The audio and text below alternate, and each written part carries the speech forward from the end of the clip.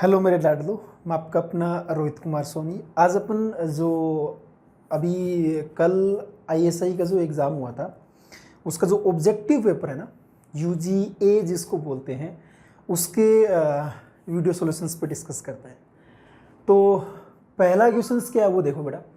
Any positive real number x can be expanded as, जैसे कोई भी नंबर है ना उसको इस फॉर्म में लिखना है, 2 की पावर फॉर्म में। कोई भी नंबर है आपका, मतलब काफी इंटरेस्टिंग क्वेश्चन है कि 2 की पावर n आ गया, फिर 2 की पावर n-1 आ गया, फिर 2 की पावर 1 0, फिर नेगेटिव भी आ गए। ऐसे 2 की पावर फॉर्म में एक्सप्रेस करना है। जैसे अपन बेस थ्योरम पढ़ते थे ना, अगर आप आरएमओ ओलंपियाड की तैयारी करते हो बेटा तो ये क्वेश्चंस आपको एकदम मतलब क्या था ना, पैटर्न टाइप का क्वेश्चंस है, आपको देखा होगा आपने। और अगर आप जेई वाले बच्चे हो तो इस टाइप के क्वेश्चंस अपन मोस्टली इतना नहीं करते हैं डिस्कस। अपन मतलब बेस थ्योरम पे इतना ध्यान नहीं देते हैं। तो क्या दिया हुआ है, एन जो होना चाहिए ना वो एन आपका क्या होगा, एन जो होगा ना, एन आपका क्या होगा ना, ग्रेटर देन और इक्वल टू 0 है। नेगेटिव की तरफ नहीं जाना है अपन को, ठीक है। वे ए आई जितने भी कोफिशिएंट्स लिखे हैं सारे के सारे या तो 0 होगा या फिर 1 होगा। ये बड़ा करली ब्रैकेट यूज किया, मतलब ये दो एलिमेंट ही अपन यूज करने वाले हैं in the above described expansion. ये जो भी x, कोई भी x होगा उसको इसके टर्म्स में कन्वर्ट करना है। और क्या दिया हुआ है, इस टर्म को कन्वर्ट करना है 21.1857, इसको 2 की पावर में कन्वर्ट करना है। अच्छा देखो, डेसिमल वाला जो पार्ट होगा ना वो 2 की पावर माइनस में कन्वर्ट होगा। ये आपको लॉजिकली अपन जब इसकी मतलब कंसेप्ट पढ़ते हैं तो ये चीज सीखते हैं अपन। तो इसको पहले ना आप अलग अलग कर दो, आप अलग अलग कर दो। इसको मैंने 21 अलग किया, 0.1875 को अलग किया। हाँ जी, तो अब अगर अपन इसको थोड़ा कन्वर्ट और करें तो इसको मैं ऐसे लिख सकता हूं ना, 21 प्लस इस डेसिमल को अगर अपन हटाएं तो 1875 डिवाइडेड बाई कितना आएगा बेटा, डेसिमल के बाद 4 टर्म्स लिखे हैं तो 4 जीरो आ जाएंगे नीचे। अब क्या करते हैं अपन ना, इसको अगर कन्वर्ट करें 25, इसको क्या लिख सकता हूं ना, 21 को 2 की पावर में कन्वर्ट करना है मेरे को। तो 2 की पावर 2 किया तो 4 हो गया, 3 किया तो 8 हो गया, 8 फिर 12 करेंगे तो 12 आएगा नहीं। तो इसको वैसे 2 की पावर 4 16, हाँ 2 की पावर 4 आ गया, 2 की पावर 2 आ गया, मतलब 16 और ये 4 20, तो फिर 2 की पावर 0 आ गया। क्योंकि n का वैल्यू अपन 0 भी ले सकते हैं, या तो 0 या 0 से बड़ा बोला हुआ है, ठीक है ना। चलिए चलिए ठीक है। अब अगर ना आगे अगर इस पे बात करें अपन, इसको थोड़ा सा सिंप्लीफाई करूं मैं, अगर कैंसिल आउट करूं किससे, 25 से कर लेते हैं। तो 25 इंटू 7 175, और यहाँ पे 175 12, और ये 575 बाई का 25 की 400, तो ये कितना आ जाएगा 13 बाई का, ये कितना हो जाता है 15 16 16 आ जाएगा। 3/16 आपके पास ये कट पिट के आ गया। तो इसको मैंने ऐसे लिख दिया एक बार, 3/16। 3/16 अपने आप में इसको आप ऐसे कन्वर्ट कर सकते हो ना, 3/16 में 1/16 प्लस 1/8 लिख सकता हूँ ना। 16 एलसीएम लेंगे तो ये 1 + 2 3/16 आ गया। तो इसको लिखने का तरीका आप ऐसे बोल दो, 2 की पावर 4 प्लस 2 की पावर 2 प्लस 2 की पावर 0 प्लस 2 की पावर, इसको मैंने ऐसे लिख दिया तो 2 की पावर -3, या फिर एक टर्म आप लिख ही दो 1/8 प्लस 1/16। अब आप इसको पूरा सिंप्लीफाई कर दो, 2 की पावर 4, 2 की पावर 2, 2 की पावर 0 प्लस 2 की पावर -3, 2 की पावर -4। ठीक है, बस ये वाला चीज था आपके पास में कि कौन सा टर्म आएगा। एंड वेयर ईच ए आई, ये दे रहे in the above described expansion this the smallest positive integer के सच दैट दिस। बस यहां पे जितना ऊपर पावर है उतने उसके कोफिशिएंट लिखा है बेटा, ये चीज ध्यान में रखना, आपको पैटर्न पहचानना है। 2 की पावर -1 है तो यहां पे क्या लिखा है, a ऑफ -1 लिखा हुआ है। 2 की पावर यहां पे -3 आपके पास है तो a ऑफ -3 आएगा, और ऑब्वियसली वो नॉन नेगेटिव है ना, तो नॉन जीरो होना चाहिए क्योंकि मल्टीपल में कुछ लिखा है अपने पास में, क्योंकि इसकी पावर आ रही है अपने पास में। अच्छा, कैसे पता लगेगा कि वो वैल्यू 0 है कि 1 है, जैसे यहाँ पे देखो आप 2 की पावर 4 है मतलब A4 का कोफिशिएंट 1 है। 2 की पावर 2 आया तो A3 का कोफिशिएंट तो नहीं है, उसकी वैल्यू 0 है। ऐसे ही ये पूछना चाह रहा है कि 2 की पावर -3, हाँ यही वाला तो है, इसका इसके मल्टीपल में 1 है तो ये नॉन जीरो भी है। A की पावर -k तो k का वैल्यू कितना आ जाएगा बेटा 3 आ जाएगा। बस काफी इजी क्वेश्चन था ये तो यार। तो ये फर्स्ट वाले का अपना ए ऑप्शन आता है, टिक मार सकते हो। नेक्स्ट वाले क्वेश्चंस में क्या दिया हुआ है, थीटा बिलोंग्स टू दिया हुआ है 0 से π/2, मतलब अपन को फर्स्ट क्वाड्रेंट में ही रहना है, फर्स्ट क्वाड्रेंट के बाहर नहीं जाना है। और उसके बाद एक एक्सप्रेशन क्या दिया हुआ है कि cos of 3 theta divided by cos theta का वैल्यू 1/3 दिया है। ये बड़ा एक्सप्रेशन बहुत प्यारा दिया हुआ है। cos 3 थीटा को आप in terms of cos theta लिख सकते हो ना, आराम से आंसर आएगा अपने पास। इसका क्या होता है 4 cos क्यूब थीटा माइनस का 3 cos थीटा डिवाइडेड बाई का cos theta is equal to 1/3। एक एक cos हटा दो तो 4 cos square theta minus 3 is equal to 1/3। तो 4 cos square theta is equal to कितना आ जाएगा 3 प्लस 1/3 कितना आ जाएगा 10/3। तो cos स्क्वायर थीटा कितना आ गया 10/12 मतलब 5/6 आपके पास cos स्क्वायर थीटा का वैल्यू आ गया। इसी वैल्यू को मेरे को इसके अंदर यूज करना है। इसके अंदर कैसे यूज करेंगे है ना, मेरे पास फाइंड आउट क्या करना है, फाइंड आउट करना है मेरे को cot 3 थीटा इंटू में tan थीटा का वैल्यू। तो यार इस पूरे को ना अपन को tan 3 थीटा का फॉर्मूला याद है ना, सबको याद रहता है। तो इसको मैं ऐसे लिख सकता हूं ना tan थीटा डिवाइडेड बाई में tan ऑफ 3 थीटा, नीचे लेके आगे कोई दिक्कत नहीं है ना। अब फॉर्मूला लगा दो आप, तो ये tan थीटा डिवाइडेड बाई में tan 3 थीटा को क्या लिख सकते हैं 3 tan थीटा माइनस का tan क्यूब थीटा और डिवाइडेड बाई कितना आ जाएगा 1 माइनस 3 tan स्क्वायर थीटा। ये चीज तो है। अब एक एक tan को अपन कैंसिल आउट कर देते हैं, एक एक tan को अपन कैंसिल आउट कर देते हैं। तो एक एक tan को कैंसिल आउट करेंगे तो यहां ऊपर तो आ गया 1 माइनस का 3 tan स्क्वायर थीटा, नीचे कितना आ जाएगा ना 3 माइनस का tan स्क्वायर थीटा। मेरे को किसी तरह करके tan स्क्वायर थीटा का वैल्यू चाहिए। से cos स्क्वायर थीटा का वैल्यू आपको मालूम है, उससे tan स्क्वायर थीटा निकालना भैया कितना इजी काम है। अरे cos स्क्वायर का उल्टा क्या sec स्क्वायर है।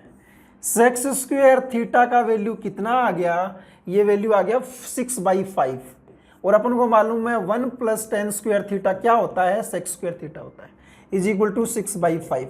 तो यहां से tan स्क्वायर थीटा इससे एक कम कर देंगे तो कितना आ जाएगा 1/5, -1 करेंगे तो अब 1/5 यहां पुट कर दो तो कितना आ गया 1 माइनस में 3। अच्छा इसका स्क्वायर मत कर देना, कई बच्चे यहां भी गड़बड़ कर की है, मेरे को जहां तक मैंने बात हुआ है इसका स्क्वायर यहाँ पे tan स्क्वायर थीटा का वैल्यू ही पुट करना है।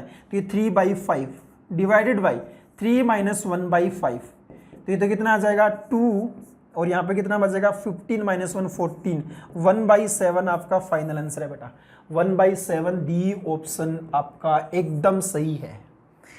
तो यार ये क्वेश्चंस तो सब बच्चे बनाने लायक था, आपने बनाया भी होगा है ना इस क्वेश्चंस को। तो जस्ट ट्रिग्नोमेट्री का यूज था, एक वेरिएबल निकाल के दूसरे वेरिएबल में वैल्यू पुट करनी थी। ये तो काफी इजी था। अगले वाले में आओ, चलिए अगले वाले में बोल रखा है locus of point z in the complex plane satisfying this, ये कंडीशन दिया हुआ है। यार ये वाले इस टाइप के क्वेश्चन है ना अपन जेई वाले खूब करते हैं है ना, खूब सारे इस टाइप की प्रैक्टिस करते हैं।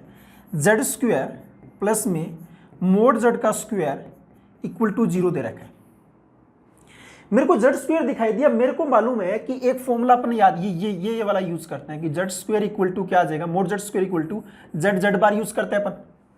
तो इसको मैं अगर मैं पुट करूं तो कितना आ जाएगा z square plus z z bar equal to 0 आ गया। इन दोनों से जेड कॉमन ले लो आप, जेड कॉमन ले ले तो अंदर बना z plus z bar is equal to 0। a into b equal to 0 तो क्या क्या बोल देंगे, एक तो लिख देंगे z इक्वल टू 0 और दूसरा लिख देंगे z plus z bar equal to 0। z equal to 0 तो क्या बताता है, एक पॉइंट को बताता है बेटा। किसको बताता है, एक पॉइंट को, x और y मतलब ओरिजिन को बताएगा। इसके लिए अगर बात करना अपन z को अगर मैं लिख दूं x प्लस आयोटा वाई, तो z बार कितना आ जाएगा x minus iota y equal to 0। Iota y से आयोटा वाई हटा दो, 2x इक्वल टू 0, मतलब x equal to 0। x equal to 0 क्या होता है? ये स्ट्रेट लाइन होता है बेटा। और किस टाइप का straight line? Perpendicular to x। x equal to 0 मतलब क्या? y एक्सिस ही हो गया ना। y एक्सिस एक स्ट्रेट लाइन है, तो एक स्ट्रेट लाइन बन के आएगा, जो कि ऑप्शन ए दिया हुआ था। अच्छा, मोस्टली अपन क्या करते हैं ना कि जब भी अपन को कॉम्प्लेक्स नंबर आए और लोकस टाइप की बात चल रही होती है, तो अपन सोचते हैं कि यार क्यों ना अपन z is equal to x plus iota y put करके सेटिस्फाई कर ले। वो भी तरीका कर सकते हो बेटा, ये भी कर सकते हो आप। जैसे z is equal to x plus iota y put करो, तो यहाँ पे आपको करना पड़ेगा एक्स प्लस आयोटा वाई का होल स्क्वायर प्लस में एक्स प्लस आयोटा वाई के मोड का स्क्वायर इक्वल टू 0 सेटिस्फाई करवा लेना। एक्स वाई की वैल्यू निकाल लेना, रियल पार्ट को 0 करना, इमेजिनरी पार्ट को 0 करना, सिंप्लीफाई कर लेना। नेक्स्ट वाला क्वेश्चन काफी इंटरेस्टिंग है जी, मजेदार क्वेश्चन है, मजा आएगा इसमें। Amongst all polynomial px, polynomial px आपको ये दिया हुआ है कि c0 plus c1x plus dot dot dot c10x की पावर 10, ये वाला दिया हुआ है with real coefficient satisfying this. ये बड़ा काम का चीज है। For all x belongs to, अच्छा यहां पे देखो यार, इसने ना एक काम क्लियर कर दिया अपने, x बिलोंग्स टू क्या है? -1 से 1 है। x बिलोंग्स टू क्या है? -1 से 1 है। तो यहां से अपन एक चीज लिख सकते हैं ना कि जो मोड x होगा ना, वो लेस देन और इक्वल टू क्या होगा? 1 होगा। या तो वैल्यू क्या आ जाएगा ना, 1 आएगा, या फिर 1 से कम होगी। ठीक है, तो अपन को मैक्सिमम पॉसिबल वैल्यू इसकी बतानी है, 2c0 प्लस c1 का होल पावर 10। ठीक है, अब है ना एक काम अपन क्या करते हैं ना कि इस चीज को ध्यान से देखो आप, इस चीज को यहां पे लिखा हुआ है कि with real coefficients satisfying for all x belongs to -1 से 0, मतलब इस पॉलिनोमियल के जितने भी रूट्स है ना, वो सारे के सारे x बिलोंग्स टू लिखा है -1 से 0, मतलब -1 से 0 की लाइन पे जितने भी वैल्यूज है ना, -1 से 1 पे जितने भी वैल्यूज है वो सारी की सारी सेटिस्फाई कर रही है। तो सबसे इजी वैल्यू क्या है? अपन x इक्वल टू 0 पुट करके चेक कर लेते हैं, है ना। तो मैंने x इक्वल टू 0 पुट किया, इसके अंदर p ऑफ x का मोड इज लेस देन और इक्वल टू मोड x, है ना।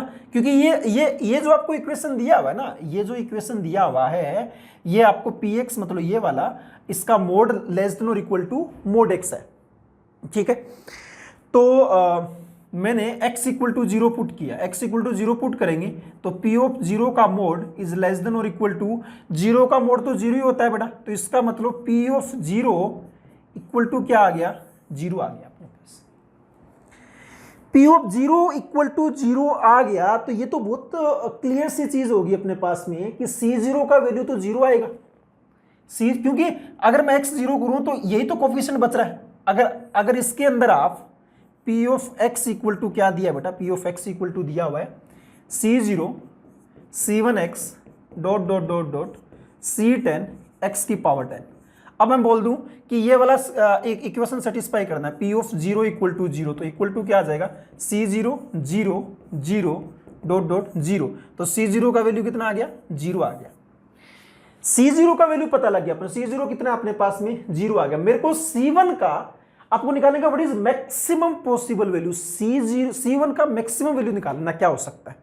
तो उसके लिए अपन क्या करते हैं ना, उसके लिए मैं ये वाली कंडीशन यूज करता हूं। मैं उसके लिए ये वाली कंडीशन यूज करता हूं। कैसे यूज करें? इस px के बाहर मोड लगा दो आप, तो इस px के बाहर मोड लगा दो, तो मोड लगाया मैंने, mode c0 c1x dot dot dot dot c10 x की पावर 10, और ये लेस देन और इक्वल टू क्या है ना, मोड x, तो ये मोड x, और मोड x का वैल्यू अपन को पता है, मैंने पहले ही लिख दिया कि लेस देन और इक्वल टू क्या है? 1 है। अच्छा, उससे पहले यहां पे अगर मैं अलग अलग मोड लगाने की ट्राई करें, तो अलग अलग मोड लगाने के लिए अपन क्या कर सकते हैं? ट्राइंगल इनइक्वलिटी यूज कर सकते हैं।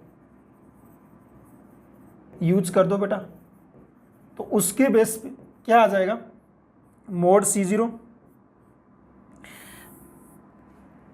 आप यहीं पे लिख दो आप, है ना। ये वाला वैल्यू क्या होगा ना, इज लेस देन और इक्वल टू किससे होगा, mod C0 mod C1 mod x और मोड C2 मोड x का whole square plus dot dot dot dot mod C10 mod x की पावर 10, ये आ जाएगा। अब मोड x का वैल्यू लेस देन और इक्वल टू 1 है, तो इसको अपन लिख सकते हैं लेस देन और equal to C0 C1 C2 dot dot dot dot C10 का मोड आ गया। मैंने क्या कर दिया ना, x की जगह मोड x लेस देन और इक्वल टू 1 पुट कर दिया, तो ये वाला एक्सप्रेशन बन के आ गया। ये मैंने किसके लिए पुट किया है, px पे मोड पुट किया, बस बड़ा px पे मोड पुट करने पे ये आ गया। मैं नेक्स्ट स्लाइड में लेता हूं। px पे मोड पुट करने पे अपने पास ये बन गया C0 C1 C2 C3 dot dot dot dot C10 बन गया, है ना। और अपन को दिया हुआ है कि px का जो मोड है वो लेस देन और इक्वल टू x है, मोड x है ना। ये क्या दिया हुआ था, लेस देन और इक्वल टू मोड x, और मोड x का वैल्यू क्या होगा, लेस देन और इक्वल टू 1, मैंने पहले ही बोला था आपको। तो इसका मतलब ये क्या बन के आ गया, C0 का मोड C1 का मोड C2 का मोड C10 का मोड का वैल्यू लेस देन और इक्वल टू 1 है। C0 के मोड की वैल्यू अपन को पता है 0 है, क्योंकि C0 0 है तो मोड भी 0 होगा। अब है ना, ये जितने भी एक्सप्रेशन दे रखे हैं ना, इन सबका वैल्यू या तो 1 होगा या फिर 1 से कम होगा। तो अगर मेरे को मैक्सिमम वैल्यू निकालना है C1 का, तो C1 को अपन ले सकते हैं बेटा 1, बाकी सबको 0 0 0 दो। मेरे को तो मैक्सिमम पॉसिबल चेक करना है ना, तो C1 को मैंने 1 ले लिया। तो C1 को जैसे ही 1 लेंगे तो 2 इंटू 0 प्लस 1, तो 1 की पावर 10 मतलब कितना आ जाएगा, 1 आपका फाइनल आंसर आ जाएगा बेटा। ऐसे इसको अपन चेक कर सकते हैं आराम से, ठीक है, काफी इजी है। बस ये सारी चीजें आपको एक साथ रिलेट करनी आनी चाहिए, कैसे कैसे अपन कर रहे हैं। हाँ जी, नेक्स्ट वाले पे देखो। नेक्स्ट वाला क्वेश्चन में क्या दिया है, let z denote the set of integers, integers में से लेना है। और किस टाइप से दिया हुआ है, f दिया हुआ है z से लेके z तक, और इस टाइप से फंक्शन दिया हुआ है कि f of x into f of y is equal to क्या है ना अपने पास, f of x plus Y plus में f of x minus y for all x y belongs to integer. x y की इंटीजर वैल्यू पुट करते हैं, और एक और भी दिया आपके पास में कि f ऑफ 1 का वैल्यू 3 है। ऐसे क्वेश्चंस बेटा अपन जही वाले करते हैं कि जो अपना फंक्शनल रूल वाला होता है ना, जो फंक्शनल रूल के जो क्वेश्चंस होते हैं उसमें इस टाइप के क्वेश्चंस खूब प्रैक्टिस में करते हैं। कैसे करते हैं वो सेम का सेम मेथड यहाँ पे है। पहले मैं क्या करूंगा ना, x का वैल्यू 1 पुट किया, y का वैल्यू मैंने 0 पुट किया, तो क्या क्या बनेगा, इधर बन जाएगा f of 1 into f of 0 equal to यहाँ पे बनेगा f of 1 plus f of, यहाँ भी f ऑफ 1 बनेगा क्योंकि 1 प्लस 0 1 माइनस 0 एक ही बात है। तो ये तो क्या बन गया, f ऑफ 1 का वैल्यू मालूम है कितना है, 3 है, तो ये तो बन गया 3 f ऑफ 0, ये आ जाएगा 3 प्लस 3, तो साफ साफ पता है f ऑफ 0 का वैल्यू कितना आ गया, 2 आ गया। f ऑफ 0 जब पता लग गया ना, f ऑफ 0 जब पता लग गया तो अपन f ऑफ 2 निकाल सकते हैं। कैसे, मैंने x का वैल्यू भी 1 पुट किया, y का वैल्यू भी 1 पुट किया, तो इस साइड तो बनेगा f of 1 into f of 1 is equal to, यहाँ पे कितना बन जाएगा ना, f ऑफ 2 बन जाएगा बेटा, और प्लस में यहाँ पे कितना बन जाएगा 1 माइनस 1, ये f ऑफ 0 बन जाएगा। f ऑफ 1 का स्क्वायर, f ऑफ 1 का स्क्वायर कितना आ जाएगा ना, ये 9 आ गया, is equal to f of 2 का वैल्यू निकालना है, एफ ऑफ 0 का वैल्यू 2 है, तो एफ ऑफ 2 का वैल्यू कितना आ गया ना, 7 आ गया। इतना एकदम आराम से कर दिया अपन ने। अब एफ ऑफ 3 निकालने के लिए क्या करेंगे, बस वही चीज, x का वैल्यू 2 पुट करो, y का वैल्यू 1 पुट करो, तो इधर तो आएगा f of 2 into f of 1 is equal to, इधर क्या आ जाएगा ना, एफ ऑफ 3, और इनका माइनस करेंगे तो कितना आएगा, एफ ऑफ 1 आ जाएगा, है ना, x माइनस वाई। तो ये एफ ऑफ 2 कितना आया था, 7 इंटू में एफ ऑफ 1 का वैल्यू 3, और ये निकालना ही है, प्लस में एफ ऑफ 1 का वैल्यू 3, तो ये 21 माइनस 3 तो 18, एफ ऑफ 3 का वैल्यू आ गया 18। मेरे को निकालना है क्या है यार, मेरे को निकालना है एफ ऑफ 7, अच्छा एफ ऑफ 4 और चाहिएगा, फिर अपन निकालेंगे। तो x का वैल्यू 3, y का वैल्यू 1। तो इधर आ गया f(3) f(1) is equal to इधर आएगा f(4) प्लस में अगर इनको माइनस करेंगे तो f(2) माइनस करने पे तो f(3) कितना है 18 इंटू में 3 इज इक्वल टू f(4) कितना था, अच्छा निकालना है ना, और प्लस में सब पता होगा फिर क्या निकालेंगे। f(2) कितना है जी 7 है, तो ये कितना आ जाएगा, इससे 7 करेंगे माइनस अपन 54 और -7 किया तो 47 आ गया, 47 आ गया f(4) का वैल्यू। अब ना अब अपन को f(7) निकालना है तो प्लस कर देते हैं यार, बस x का वैल्यू 4 पुट करो, y का वैल्यू 3 करो, उल्टा मत कर देना, उल्टा करोगे ना फिर f(-1) बन जाएगा, उसकी वैल्यू नहीं है अपने पास में, उल्टा मत कर देना, बस यही रखना। तो इधर बन गया f(4) into f(3) is equal to f(7) plus में f(1). तो f(4) कितना है 47 इंटू में 18 और ये कितना है माइनस का 3 इज इक्वल टू f(7).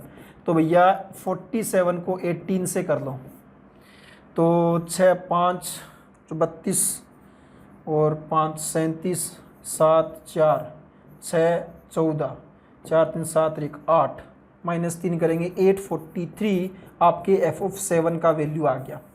843 दिया हुआ है कहीं पे, यस सी ऑप्शन दिया हुआ है बेटा। तो ये आपका फाइनल आंसर आ जाएगा।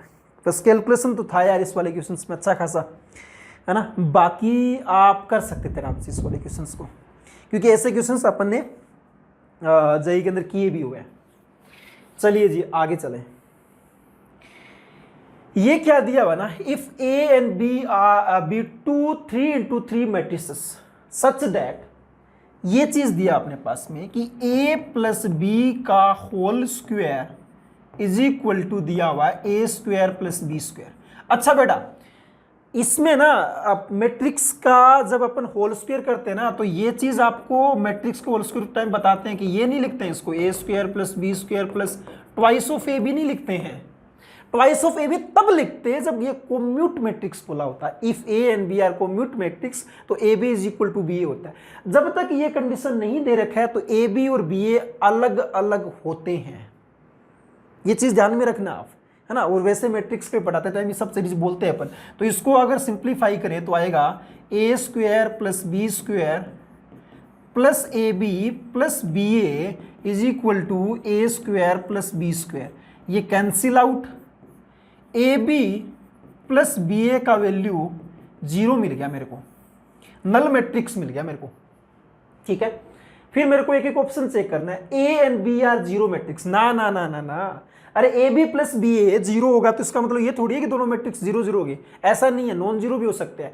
कोई भी स्टेटमेंट मैथमेटिकली ट्रू तभी होता है जब सारी कंडीशन में ट्रू हो। ये तो 0 हो गया, ये तो गलत हो गया ना, तो ये तो नहीं होगा। A B is the 0 matrix, ऐसा थोड़ी है, ए बी 0 मैट्रिक्स हो जाएगा। ए बी 0 तो फिर बी ए थोड़ी 0, बी ए थोड़ी 0 होगा, क्योंकि ए बी और बी ए बराबर तभी होते हैं जब कॉम्यूट मैट्रिक्स हो। वो कंडीशन नहीं दे रखा है तो ये भी गलत। तीसरा दे रखा है ए माइनस बी का होल स्क्वायर, चलो ये अपन चेक करते हैं। ए माइनस बी का होल स्क्वायर क्या होता है ना, A square plus B square minus A B minus B A. हाँ ये सही है, ये सही है, ये चीज बन के आ गया। और इसका वैल्यू कितना है 0 है, तो ये तो किसके आ गया, ए स्क्वायर प्लस बी स्क्वायर के बराबर यहाँ पे दिया। अच्छा ये तो गलत हो गया, तो फिर हाँ ये सही है, तो ये डी ऑप्शन आपका एकदम सही आ जाएगा बेटा, ठीक है। तो ये तो काफ़ी इजी क्वेश्चन था यार, अपन जेई वाले तो इसको आराम से हवा में उड़ा सकते थे, ऐसा क्वेश्चन था, ठीक है। चलो नेक्स्ट वाले क्वेश्चंस में क्या है सुनना ध्यान से, एक मतलब काफ़ी मस्त क्वेश्चन है ये कि हाँ, let n1 n2 dot dot dot n12 be a permutation of the numbers. कहने का मतलब इसका ये है कि n1 n2 इनमें से कोई नंबर्स है 1 से लेके 12 में से, 1 से लेके 12 तक कोई नंबर है, उनके लिए उसने ये सेट बता दिया कि n1 n2 n3 dot dot dot n12 ये सेट बता रखा है ना। अपन को अगर मालूम ही होता कि n1 क्या है n2 क्या है तब तो अपन आराम से कर सकते थे। तो क्या रिलेशन दे रखा है उसको ध्यान से देखते हैं। अपन को ये दिया कि n1 है वो बड़ा है n2 से, n2 है वो बड़ा है n3 से, n3 है वो बड़ा है n4 से, n4 बड़ा n5 से, n5 बड़ा n6 से, n6 तक तो ये था। एंड फिर नीचे ये दिया है कि फिर n6 है वो छोटा हो जाएगा n7 से, n7 छोटा n8 से, फिर n9, फिर n10, फिर n11, फिर n12, ये चीज है। तो यार ये देखो आप, ये जो n6 है, ध्यान से सुना, n6 बीच में आ रहा है ना, n6 से ये सारे के सारे नंबर बड़े हैं, इस साइड वाले, इस साइड वाले बड़े हैं। तो इसका मतलब क्या निकल के आया, n6 है सबसे छोटा नंबर है, स्मॉलेस्ट नंबर है, स्मॉलेस्ट नंबर है। तो यार स्मॉलेस्ट नंबर का मतलब क्या हो जाएगा, 1 हो गया, क्योंकि 1 से 12 में है। तो n6 का मैंने फिक्स वैल्यू बता दिया कि 1 ही होगा, 1 ही होगा बेटा n6 का वैल्यू, और कुछ हो ही नहीं सकता, क्योंकि n6 सबसे छोटा नंबर है। इस साइड बढ़ रहे नंबर, इस साइड नंबर बढ़ने लग गए, फिर तो n6 सबसे छोटा हुआ, तो n6 का वैल्यू 1 हो गया, है ना। तो इस साइड अपने पास 5 नंबर्स बचे जिनका अपने एक फिक्स अरेंजमेंट है, कोई एक पता लग गया अपने आप आराम से पता कर सकते हैं, है ना। इस साइड भी फिक्स है, तो बस एक तरफ वाला कर दो, दूसरी तरफ वाला अपने आप। तो ये क्या आ जाएगा, 11 में से 5 सिलेक्ट करने, तो 11C5, तो 11C6 भी बोल सकते हैं अपन इसको। तो 11 और 6 ऐसे लिखने का तरीका भी होता है इसको। तो ये आपके पास में फाइनल आंसर आ जाएगा बेटा, ठीक है।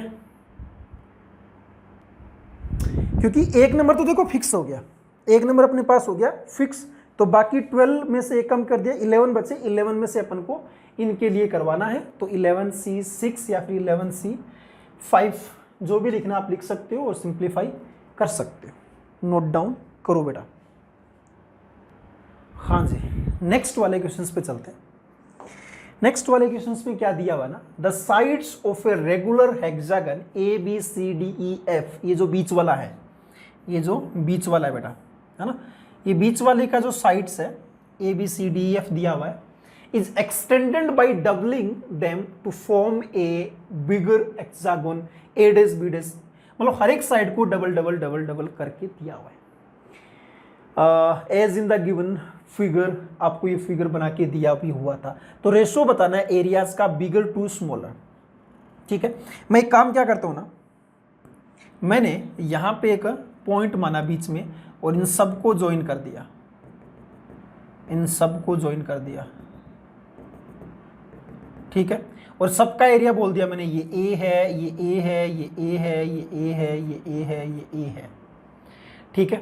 तो अपने पास एरिया ऑफ हेक्सागन ABCD कितना आ जाएगा, 6A आ जाएगा, ठीक है। अगर ये आपके पास A है तो ऑब्वियसली ये भी कितना आएगा, A आएगा, हेक्सागन दिया हुआ, ये भी कितना A आएगा। लेकिन ये अपने डबल साइड कर दिया तो ये A और A में कन्वर्ट हो जाएगा, ऐसे ये आपका आ जाएगा, ऐसे ये फिर 2A बोल दो डायरेक्टली, ये फिर 2A बोल दो, ये भी 2A बोल दो, तो आराम से कर सकते हो इसको। तो कितना आ जाएगा, ये 3A, 12 वाला काउंट कर लो, 3A और 3A 6A, 9A और 9, अच्छा काउंट करो दोबारा यार, 2 और 2 4, 2 6, 2 8, 2 10, 2 12, 12 और 6 18। तो area of hexagon A dash B dash C dash D dash, अच्छा यहाँ पे ABCD नहीं होगा जी, ABCD E F इतना आ जाएगा, इसका 6A था, यहाँ पे E डैश F डैश इसका 18A, डिवाइड करोगे तो कितना आ जाएगा 3A, जो कि फाइनल आंसर दिया हुआ था। नेक्स्ट वाले क्वेश्चंस में देखो क्या दिया, in how many ways we can choose, ऐसे क्वेश्चंस अपन है ना बेटा PNC में करवाते हैं, ऐसे डिट्टो क्वेश्चंस PNC में करवाते हैं। In how many ways we can choose A1 is less than A2 is less than A3 is less than A4, ये चारों डिफरेंट नंबर है। A1 है वो क्या दिया हुआ है, इज लेस देन दिया हुआ है, A2 इज लेस देन दिया हुआ है, A3 इज लेस देन दिया हुआ है, A4, ये चारों अलग अलग टाइप के नंबर्स अपन को दिए हुए हैं। और इस सेट से सेलेक्ट करना है अपन को 1 2 3 4 ऐसे 13 नंबर्स है, उनमें से सेलेक्ट करने हैं, सारे के सारे इंटीजर्स है ना, इनमें से सेलेक्ट करने हैं such that A1 A2 A3 A4 are in arithmetic progression, are in arithmetic progression, AP के अंदर है। तो मैंने ऐसे 4 नंबर लिखे A1 A2, ऐसे क्वेश्चंस करने के फिक्स पैटर्न है बेटा ये कि A1 A2 A3 A4 ये आगे, इनके बीच में कॉमन डिफरेंस आएगा कुछ ना कुछ, ये कॉमन डिफरेंस D है क्योंकि ये आपके एपी में दिए हुए थे, तो बीच में कोई ना कोई कॉमन डिफरेंस होगा ना जी। अरे A2 और A1 का जो डिफरेंस है वो कॉमन डिफरेंस, ऐसे A3 A2 का डिफरेंस, ऐसे A4 A3 का डिफरेंस, ये सब अपन को कॉमन डिफरेंस दिया हुआ है, ठीक है। तो यहां पे अगर अपन देखें तो ये 4 नंबर तो ये हो गए, 4 नंबर A1 A2 A3 और उनके बीच में कॉमन डिफरेंस आ गए। यहां पे क्यों टोटल अपने पास कितने अरेंज करना है, ये इसमें से सिलेक्ट करना है 30 में से, तो इधर कुछ नंबर्स बचेंगे है ना, उसको मैंने P बोल दिया, इधर कुछ नंबर्स बचेंगे उसको मैंने Q बोल दिया, ठीक है। तो एक चीज तो अपन लिख सकते हैं ना कि ये 4 नंबर को छोड़ के बाकी सारे नंबर्स क्या होंगे, P वाले और ये 3 D वाले और एक Q वाले। मतलब अगर मैं लिखूं P plus 3 times D plus Q, इसका वैल्यू कितना आ जाएगा, इन 4 को छोड़ दें तो 26 आ जाएगा। बस यही आपका रामबाण है, इसी के बेस पे अपन पूरा का पूरा क्वेश्चन सोल्व करने वाले हैं। जड़ी है अपना ये बस। अब डी की अलग अलग पॉसिबल वैल्यू, डी की वैल्यू क्या क्या हो सकती है, डी की वैल्यू 0 से स्टार्ट कर सकते हैं। डी 0 का मतलब कि आपके पास ये और ये अपना अलग अलग चेक कर सकते हैं, तो डी 0 पुट कर दो तो P प्लस Q कितना आ जाएगा अपने पास में 26। इसको लिखने के तरीके कितने अलग अलग वेज में, हाउ मेनी वेज, तो ये बोल सकते हैं 27 वेज। ऐसे ही मैंने अगर डी का वैल्यू 1 पुट किया तो P प्लस Q कितना आ जाएगा, 3 इससे से कम करेंगे तो 23, तो इसको लिखने के कितने कितने तरीके आ जाएंगे, 24 वेज आ गए। ऐसे ही D का वैल्यू मैं 2 करूंगा तो कितना आ जाएगा 6, तो ये 20 आ गया। कितने नंबर ऑफ वेज आ गए, 21 वेज। अरे n+1 लिखते हैं ना अपन नंबर ऑफ वेज में, अगर फॉर्मूला आपको अगर PNC पढ़े हैं तो आराम से, तो D = 3 लिख दो। तो अब तो पैटर्न बन रहा है, 3 कम हो रहे हैं ना, तो आप डायरेक्टली लिख दो P plus Q is equal to कितना आ जाएगा 17 आ जाएगा। नंबर ऑफ वेज कितना आ जाएंगे 18, ऐसी P प्लस Q आ जाएगा 14, तो नंबर ऑफ वेज आ जाएंगे 15। कब, जब D का वैल्यू 4 पुट करोगे, D का वैल्यू 5 पुट कर दो, P प्लस Q कितना हो जाएगा 11, नंबर ऑफ वेज कितने 12। D अगर मैं 6 पुट करूं तो P प्लस Q का वैल्यू कितना आ जाएगा 8, नंबर ऑफ वेज कितने 9। ऐसी D अगर 7 पुट करें तो P प्लस Q कितना आ जाएगा 5, नंबर ऑफ वेज आ जाएंगे 6। ऐसी D अगर 8 पुट करेंगे तो P प्लस Q का वैल्यू आ जाएगा 2, तो नंबर ऑफ वेज कितना आ जाएंगे 3। इससे नीचे जा सकते हैं क्या, D लेंगे तो ये नेगेटिव आ जाएगा और P नेगेटिव हो नहीं सकते क्योंकि पॉजिटिव दिया, तो इतने तक ही जाएंगे। तो इन सबको ऐड कर दो यार, तो 3 3 सबसे कॉमन आ रहा है, तो ये 1 plus 2 plus 3 plus dot dot dot dot कहाँ तक 9 तक, तो 3 × 9 × 10 बाई का 2, तो यह आ जाएगा 5, 45 × 3, तो 5 1 9 और 0 105 आपका पास आंसर आ रहा है। क्या हुआ 5 × 15 4, अच्छा हाँ सॉरी मिस्टेक कर दिया मैंने ना, तो ये 135, यस ए ऑप्शन आपके पास आ रहा है।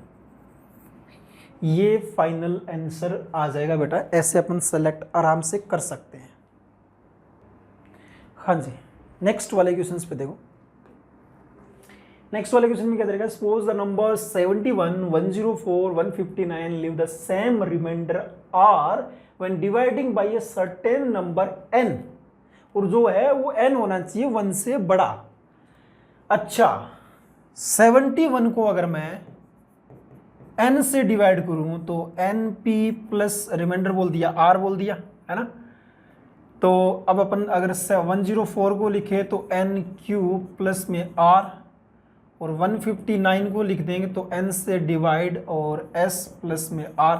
ये चीज सबके अंदर बन रहा है ना। अब अगर मैं, ये तो बहुत प्यारा क्वेश्चन हो गया अब तो यार, अब तो आप ऐसे कर सकते हो, सेकंड इक्वेशन माइनस का फर्स्ट इक्वेशन, तो 104 माइनस 71 तो आ जाएगा 33 इज इक्वल टू ये are cancel out Q minus का पी। ठीक है, ऐसे ही अगर अपन करेंगे third equation minus second equation तो 150, अच्छा ये 159 होगा, क्यों नहीं होगा, क्या क्या सर 159, तो 159 माइनस 104 तो कितना 55 is equal to N into S minus का क्यू। ये अलग अलग इक्वेशन बनती जा रही है। फिर अगर मैं थर्ड माइनस फर्स्ट भी तो कर सकते हैं ना, थर्ड माइनस का फर्स्ट करेंगे तो क्या आ जाएगा ना, कितना बचेगा 70 80 88 मतलब 88 होते हैं जी, एन इंटू एस माइनस का पी। अब देखो एन है ना, क्या इसको अपन ऐसे लिख सकते हैं ना 3 इंटू 11, ये 11 इंटू 5 इंटू 11, और ये लिख सकते हैं अपन 8 इंटू 11, सब एन मल्टीपल है। तो अगर आप ऐसे भी देख सकते थे, या तो इनका एचसीएफ निकाल लो, या तो इन तीनों का एचसीएफ निकाल लो, या फिर यहां पे भी देख सकते हो आप। तो डायरेक्टली आप n का वैल्यू 11 बोल सकते हो, n का वैल्यू 11, n का वैल्यू 11 हो गया ना, तो आप 71 को अगर मैं 11 से डिवाइड करूं, है ना, तो रिमाइंडर कितना आएगा, तो रिमाइंडर आएगा अपने पास में कितना आ जाएगा 5। ऐसे ही अगर मैं, अच्छा रिमाइंडर को स्मॉल आर से लिखा हुआ क्वेश्चंस में, तो क्वेश्चन की लैंग्वेज में चलेंगे अपन। 105 को अगर मैं 11 से डिवाइड करूं तो भी रिमाइंडर कितना आएगा 5, और रिमाइंडर सेम ही दिया हुआ था, तो अपन वो चेक कर रहे हैं बस कि सही है क्या। तो ये भी रिमाइंडर कितना आ जाएगा 5, तो रिमाइंडर 5 आ गया, n ही आ गया, तो n का वैल्यू तो 11 आ गया, r का वैल्यू 5 आ गया, तो आपको 3n मतलब 33 और 4r मतलब 20, तो कितना आ जाएगा 53 आपके पास में फाइनल आंसर आ जाएगा जी। इसको नोट डाउन आराम से कर सकते हो, ठीक है जी, देखो अच्छे से आराम से। Hello dear student, myself Rajat Jain, maths faculty at competition. देखो बच्चों, क्वेश्चन नंबर 11 में बोला गया है if x, y are the positive real number such that, ये एक इनइक्वालिटी दे रखी है, the maximum possible value of 12x into Y. ठीक है, तो जरा इसको लिख लेते हैं। हमें जो मैक्सिमम वैल्यू पूछे 12x इंटू वाई, और ब्रैकेट में हमारे पास आ जाएगा 72 माइनस का 3x माइनस का 4y, इसकी मैक्सिमम वैल्यू हमसे पूछी गई है। ठीक है, तो पहली चीज़ तो आप ये समझो, जब ये ब्रैकेट में जो चीज़ लिखी हुई है और ये जो चीज़ दे रखी है, इससे कुछ अंदाज़ा तो लग रहा है 7, इसको अगर उधर लेके जाओगे तो वो नंबर जो है पॉजिटिव हो जाएगा। तो बेसिकली ये जो क्वांटिटी है वो एक पॉजिटिव क्वांटिटी है। एंड उसके बाद में x और y पॉजिटिव नंबर दे रखा है, x और y जो है पॉजिटिव रियल नंबर से बिलोंग कर रहा है। तो पहली चीज़ यहाँ पे जब मैक्सिमम वैल्यू की बात आ रही है तो हमारे दिमाग में AMGM इनइक्वालिटी तो आनी ही चाहिए, है ना। तो उसी के बारे में सबसे पहले अपन थॉट लेके आएंगे, और हम अब बात आती है कि किन नंबर्स पे हम AMGM अप्लाई करें। ठीक है, AMGM हम किस नंबर पे अप्लाई करें, तो पहली चीज़ तो पॉजिटिव नंबर पे अप्लाई करते हैं। और पॉजिटिव नंबर बोलो ये तो है ना। अब ये 12x इंटू वाई, इसको कैसे हम डिस्ट्रीब्यूट करें जिससे कि हमारा फ़ायदा हो। फ़ायदा कब, जब हम AM निकाल रहे हो। AM निकालने के लिए नंबर्स को ऐड करना पड़ेगा, और नंबर ऐड करने में हम चाहेंगे कि कुछ कांस्टेंट वैल्यू आए, है ना। तो हमारे पास में एक नंबर तो यही हो गया, पॉजिटिव नंबर चाहिए होता है, तो एक नंबर तो ये हो गया, बट माइनस का 3x है और यहाँ माइनस का 4y है। बहुत अच्छी बात यह है कि 4 इंटू 3 करोगे तो 12 होता है। तो ये जो 12xy लिखा हुआ है, इसको मैं ऐसे लिख सकता हूँ 3x into 4y into 72 minus 3x minus का 4y। अब अगर मैं इन तीन नंबर्स की बात करूं, इनमें AMGM अप्लाई करता हूं, तो मेरे तो मजे आ गए, क्योंकि जब इनको ऐड करूंगा AM निकालने के, तो ये वाली चीज़ इससे कैंसिल हो जाएगी, ये वाली इससे कैंसिल हो जाएगी, एंड 72/3 करोगे तो अपना काम हो जाएगा। तो इन्हीं नंबर्स पे हमने AMGM अप्लाई किया, तो देखो कितना आएगा 3x plus 4y plus 72 minus का 3x माइनस का 4y, और ये 3 नंबर पर किया है तो divide by 3, this is greater than equal to इनका मल्टीप्लिकेशन। तो मल्टीप्लिकेशन तो वही आ जाएगा 12x इंटू वाई और 72 माइनस 3x माइनस का 4y, और इस पूरे की होल पावर 1/3। बस यहाँ से अपना आंसर आ जाएगा। तो 12x इंटू वाई और 72 माइनस का 3x माइनस का 4y, ठीक है, और इसका whole cube, this should be less than equal to. तो यहाँ देखो ये चीज़ तो इससे कट गई, है ना। तो ये आ गया, कितना बनेगा भाई 24, ठीक है। तो 24 आया इधर, और इसकी होल पावर 1/3 दोनों तरफ हमने क्यूब कर लिया तो ये बनेगा। एंड इसकी जो मैक्सिमम वैल्यू होगी 12xy इंटू 72 माइनस का 3x माइनस का 4y की जो मैक्सिमम वैल्यू बनेगी दैट इज 24 का होल क्यूब। और 24 का होल क्यूब करने पे जो आपके पास में आंसर आएगा वो निकाल सकते हो आप, है ना। जैसे कि 4 चौक 16 के 6 चौक 24, तो यूनिट प्लेस पे 4 आना चाहिए, तो उस हिसाब से बी ऑप्शन हो जाएगा। मतलब आप मल्टीप्लाई कर लेना, मैंने तो किया नहीं क्योंकि सबके यूनिट डिजिट अलग अलग थे। देखिए भाई, बोला गया है कि what is the minimum value of this function, है ना। तो बेसिकली ये मॉड लिखे हुए हैं, लेट से मैंने इसको fx बोल दिया, है ना। तो ये डिजाइड फॉर्म में फंक्शन लिखा हुआ है क्योंकि जितने भी मॉड है सभी के अंदर लीनियर फंक्शन है, पहली चीज़। दूसरी बात, हर एक मॉड के अंदर प्लस साइन है ना। तो मिनिमम वैल्यू जो आएगी बेसिकली जो मिडिल वाले क्रिटिकल पॉइंट होंगे उन्हीं पर आ जाएगी। हालांकि इनके क्रिटिकल पॉइंट्स की अगर मैं बात करूँ, CPS की बात करूँ, तो वो आ जाएगा x इज इक्वल टू -2 सबसे पहले, उसके बाद -1, उसके बाद इधर से इसका 0, इसका आएगा 3। तो जो मिडिल वाले क्रिटिकल पॉइंट है उन्हीं पे मिनिमम वैल्यू मिलेगी। तो fx की जो मिनिमम वैल्यू होगी that is equal to f of -1, this is equal to f of 0। तो f ऑफ 0 पे जो वैल्यू आएगी वो 3, 2 5 और 1 6, यहाँ से 6 आ जाएगा। तो आंसर भी कितना बनेगा, 6। चाहे आप -1 पे भी निकालोगे तो वहाँ पे भी 6 आ जाएगा। अगर मान लो आपको ग्राफिकली भी देखना है तो ऐसा देख सकते हो, है ना। ये हमारा 0 हो गया और ये हो गया मेरा -2, ये हो गया मेरा -1 और ये कहीं हो गया मेरा 3। तो ये हो गया, है ना। तो जो मिडिल बीच वाले जो क्रिटिकल पॉइंट है वो -1 और 0 ये बनेंगे, है ना। तो ग्राफ कुछ इस तरीके से बनता है इनका, ठीक है। ग्राफ जो है कुछ इस तरीके से बनेगा। तो जो मिनिमम वैल्यू आएगी वो -1 से 0 के बीच में, या ऑफकोर्स दोनों को क्लोज कवर करते हुए इन पे किसी भी पॉइंट में निकाल सकते हो, जो कि 6 के बराबर आ जाएगी। देखिए भाई, इसे बोला गया consider a differential function u such that 0 से 1 और r में इस तरीके से अज्यूम किया गया है कि u of a is equal to ये दे रखा है, और for all a belonging to 0 से 1 हर एक के लिए दे रखा है ना। और ये r बोला है इतना इतना है। अच्छा, पहली चीज़ तो जरा इसको थोड़ा सा समझो कि ये लिखा क्या हुआ है ना। तो u of a is equal to 1/2r के फॉर्मेट में दे रखा है ना। तो जैसे ये आ जाएगा a माइनस आर और ये आ गया a plus R ux dx। Clear है। ये जो नीचे 2r लिखा हुआ है बेसिकली इन दोनों का डिफरेंस ही है ना। तो a plus R minus a minus R, ठीक है। ये इस तरीके से लिखा हुआ है। आपको पता है ये हम कहाँ सीखते हैं, ये हम डेफिनेट डिवीजन जब मीन वैल्यू थ्योरम देखते हैं तो वहाँ बताते हैं हम कि भाई कोई भी सपोज करो ये फंक्शन है ना। चलो 0 से 1 के ही अंदर बात कर लेते हैं, ठीक है। ये 0 है, ये 1 है, ठीक है। और लेट्स से कुछ इस तरीके का ये फंक्शन दे रखा है ux, है ना। अभी तो मैंने ऐसा मान लिया, ठीक है। और हम x इज इक्वल टू ए पे चर्चा कर रहे हैं, तो ये हमारा x इज इक्वल टू ए हो गया।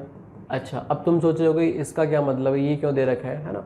तो अगर मान लो a की वैल्यू सपोज करो 1/4 है ना। जस्ट एक एग्जांपल लेके मैं इसका मतलब समझा रहा हूँ। तो r जो बोला है वो मिनिमम ऑफ 1/4, 3/4 है, ठीक है। तो ऑफकोर्स जो r है वो 1/4 से भी छोटा है।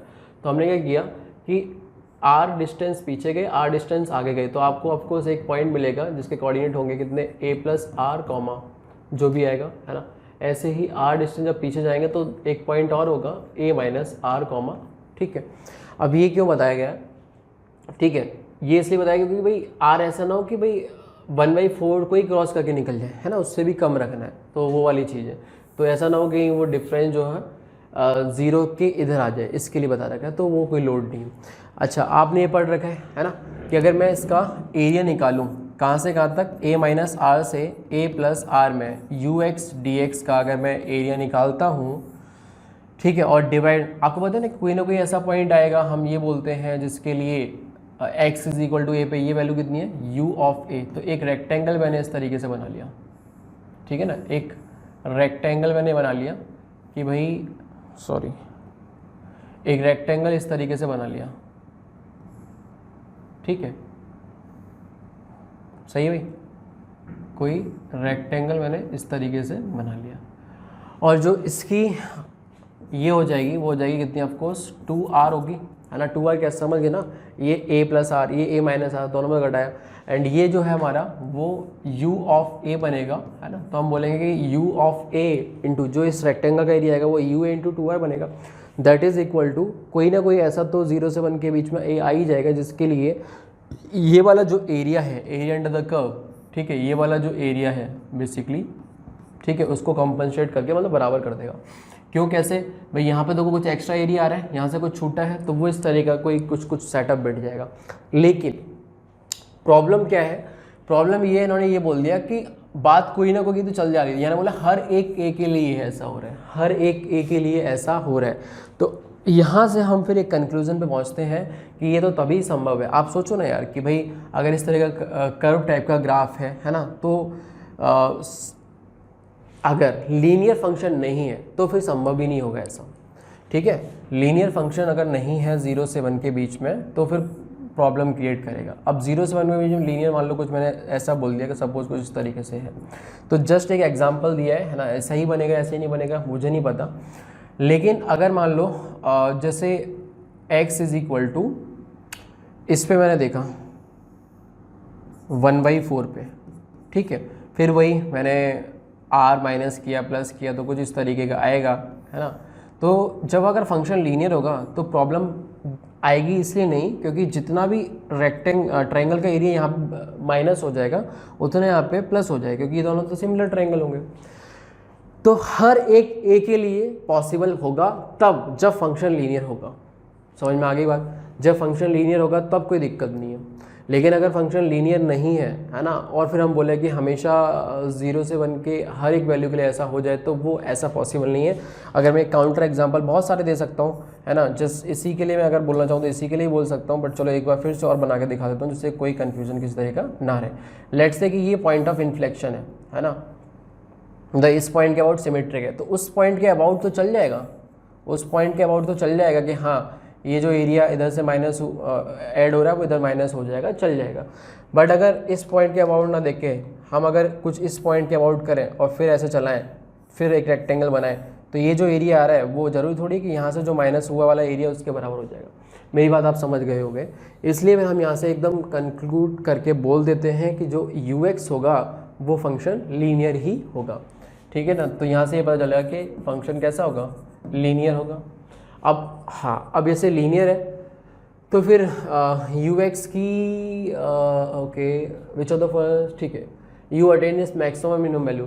अगर लीनियर है तो कुछ ऐसा ग्राफ बनेगा, या फिर हो सकता है कि कुछ ऐसा ग्राफ बने, ठीक है, इंक्रीजिंग या डिक्रीजिंग टाइप का हो, ठीक है, 0 से 1 में। तो ऑफकोर्स जो भी मिनिमम मैक्सिमम वैल्यू आएगी वो बाउंड्रीज पे आ जाएगी, है ना। अगर 0 से 1 में मैंने ये ग्राफ बनाया है तो मिनिमम वैल्यू 0 पे मिल जाएगी, मैक्सिमम 1 पे मिल जाएगी। अगर मैंने ये वाला, अगर ऐसा लीनियर है तो मिनिमम वैल्यू जो है वो 1 पे मिलेगी एंड मैक्सिमम वैल्यू तो मैं 0 पे मिल जाएगी। कहने का मतलब लीनियर है, हमें जो मैक्सिमम मिनिमम वैल्यू मिलनी चाहिए वो मिल भी जाएगी। तो ए ऑप्शन बोला यू अटेन इस मैक्सिमम वैल्यू बट, तो ये तो गलत हो गया, है ना। बी में बोला यू, ठीक है, एक के लिए बोल रहा है, एक के लिए मना कर रहा है। इफ़ यू अटेन इधर, ठीक है, then it must be constant function, है ना। ऐसा जरूरी नहीं है, हो सकता है कांस्टेंट हो जाए, बट ये सत्य नहीं है कि कांस्टेंट ही होगा। दावे के साथ बोल रहे हैं कांस्टेंट ही होगा, नहीं, ऐसा नहीं। हम तो लीनियर बताएं, linear is a subset, sorry, linear is a super set of constant, तो चलेगा, ठीक है। तो ये गलत हो गया। डी में बोला कि you attain both maximum minimum value, है ना, तो ये तो हमने बताया ही था कि मैक्सिमम मिनिमम वैल्यू मिल ही जाएगी 0 और 1 पे, है ना। देखिए भाई, बोला गया है कि स्ट्रेट रोड हैज़ वॉल, ठीक, मतलब डायग्राम बनी जाएगा, और इन्होंने पूछा what is the height of the maximum clearance, ठीक है, एक्स की वैल्यू निकालनी है। तो ये तो मेरे ख्याल से ट्रायंगल अगर अपन खेलने तो हो जाना चाहिए, है ना। तो इस वाले राइट एंगल ट्रायंगल में बोलूँ तो इसको एक्स बोल रखा है ना, मैंने इसको चलो वाई बोल दिया। तो इस वाले right angle triangle, let's say ये एंगल अल्फ़ा है, तो यहाँ से मेरे पास tan अल्फ़ा जो है वो लिखा जाएगा 4y this is equal to. ऐसे ही इस वाले राइट एंगल ट्रायंगल में भी लिख सकते हैं ना, जिससे कि x को पिक्चर में लाया जाए तो हो जाएगा x डिवाइड बाई ये लेंथ। और चलो एक काम करो, इसको मैंने z बोल दिया, तो ये वाली जो लेंथ है यहाँ से यहाँ तक वो हो जाएगी y माइनस जेड, सही। तो ये हो जाएगा कितना, y माइनस जेड। तो ये तो tan अल्फ़ा निकल आया, ठीक है। ऐसे ही चलो इस एंगल को मैंने बीटा बोल दिया, तो इस वाले राइट एंगल ट्रायंगल में भी आ जाते हैं। तो tan of beta this is equal to, ये आ जाएगा कितना, x divide by Z this is equal to, इस वाले बड़े वाले में लिखोगे तो आएगा 8 डिवाइड बाई y हमने टोटल को माना था ना, तो ये आ गया। तो हमें तो एक काम कर लो इसमें, इस वाली इक्वेशन में जैसे 4/x को मैं एक तरफ ले आया क्योंकि 4 और x तो रखना है, y को इधर लेके आया एंड ऑफकोर्स y से डिवाइड भी लगा दिया, तो 1/1 माइनस z/y बनेगा। तो z/y की वैल्यू उठा के मैं यहाँ से रख सकता हूँ, है ना। तो ये आ जाएगा कितना, x/8 is equal to z/y। तो ये वैल्यू मैंने यहाँ रख दी, सही बात है। तो मेरे पास फाइनली कितना आ जाएगा, 4/x is equal to 1/1 minus x/8। Clear है। तो ये आ जाएगा 4/x इज इक्वल टू 8 ऊपर गया, 8 माइनस x, तो ये गया 2 cross multiply, 8 minus x is equal to 2x, तो यहाँ से 3x इज इक्वल टू 8। तो x की वैल्यू कितनी आ गई, 8/3 फीट। तो आंसर आ जाएगा C। देखिए भाई, बोला गया है let y is equal to this and this be the two tangent to the ellipse this, है ना। What is the value of C1 minus C2। तो बहुत ही आसान सवाल है। तो ये दोनों ही इस एलिप्स की टेंजेंट है ना, और दिख रहा है दोनों की स्लोप जो है y is equal to x plus C1 और दूसरी वाली जो है y is equal to x plus C2। तो ऑब्वियस सी बात है कि दोनों की स्लोप जो है 1 है, तो सेम स्लोप है। इस एलिप्स को ढंग से लिखोगे तो x² divide by 1² plus y² divide by 1/2 का whole square, this is equal to 1, कुछ इस तरीके का बनेगा, है ना। अगर मैं इसी एलिप्स की स्लोप फॉर्म में टेंजेंट की इक्वेशन लिखूं तो वो बनेगी मेरे पास कितनी, y is equal to mx plus minus square root of a² m² plus b², right. और m की वैल्यू कितनी दे रखी है यहाँ से, 1 है, क्योंकि इन्हीं टेंजेंट्स के बारे में बात करनी है C1 और C2 की, तो ये भी स्लोप फॉर्म में ही है ना। तो इंटरसेप्ट हमारे जो है वो plus minus square root of ये बनेंगे। हालांकि इसमें मैंने अगर m की वैल्यू 1 सब्स्टिट्यूट करी तो ये आ जाएगी y is equal to x plus minus, अच्छा a की वैल्यू भी मैं रख देता हूँ कितना, 1, और b की वैल्यू कितनी रख देता हूँ, 1/2। तो ये बनेगा स्क्वायर रूट ऑफ m², तो m² ये स्क्वायर तो 1 ही हो गया, तो 1 प्लस 1/4। तो क्लियर कट आपको दिख रहा है कि एक ये आ जाएगी स्क्वायर रूट ऑफ 5/2। तो एक इंटरसेप्ट हो जाएगा √5/2, दूसरा हो जाएगा माइनस का √5/2। तो C1 माइनस C2 का जो मॉड है वो बनेगा कितना, ट्वाइस ऑफ √5/2, तो ये आ जाएगा √5। तो ये आंसर बनेगा, मतलब ये तो सबसे इजी क्वेश्चन होगा आई थिंक। देखिए भाई क्या बना रखा है इन्होंने, in the figure ABCD is a square, ठीक है। तो ABCD तो हमारा स्क्वायर बन गया, एंड ट्रायंगल CEF दे दिया इस तरीके से, राइट एंगल ट्रायंगल है गिवन साइड। तो हमें B फाइंड करनी है, मतलब ये हमें कैलकुलेट करना है, राइट। तो इसको अपन को निकालना है। चलिए शुरू करते हैं। स्क्वायर है ना, ये सारी चीज़ें हैं, और ये 3 4 5 दे रखा है, तो ये राइट एंगल ट्रायंगल तो है ही, तो ये 90 डिग्री का एंगल होगा। मान लिया कि इसको x है ना, और स्क्वायर की साइड लेंथ मैंने बोल दी कि कितनी बोलूँ, चलो इसको चलो एंगल बोल दिया अल्फ़ा, ठीक है। तो 4 cos अल्फ़ा ये हो जाएगी, है ना, 4 cos अल्फ़ा। तो टोटल जो स्क्वायर की साइड लेंथ होगी, मतलब वो हो जाएगी 4 cos अल्फ़ा, ठीक है। तो टोटल जो 4 cos अल्फ़ा है, तो इतनी की बात करी जाए तो वो बनेगी कितनी, 4 cos अल्फ़ा माइनस का x, मतलब मैंने ऐसे लिख दिया है, ठीक है। चलो इसको मैंने दूसरा एंगल बोल दिया बीटा, सही है, ठीक है। तो अगर ये अल्फ़ा है तो ये हो जाएगा 90 माइनस अल्फ़ा, ये 90 है तो ये हो जाएगा अल्फ़ा, राइट। तो ये दोनों एक तरीके से सिमिलर ट्रायंगल आ गए। या फिर मैं ऐसा बोलूँ कि मुझे मान लो वो लिखना है, मत लिखो, चलो यहाँ देखो, ये वाला 4 है और ये कितना एंगल है, 90 माइनस अल्फ़ा है।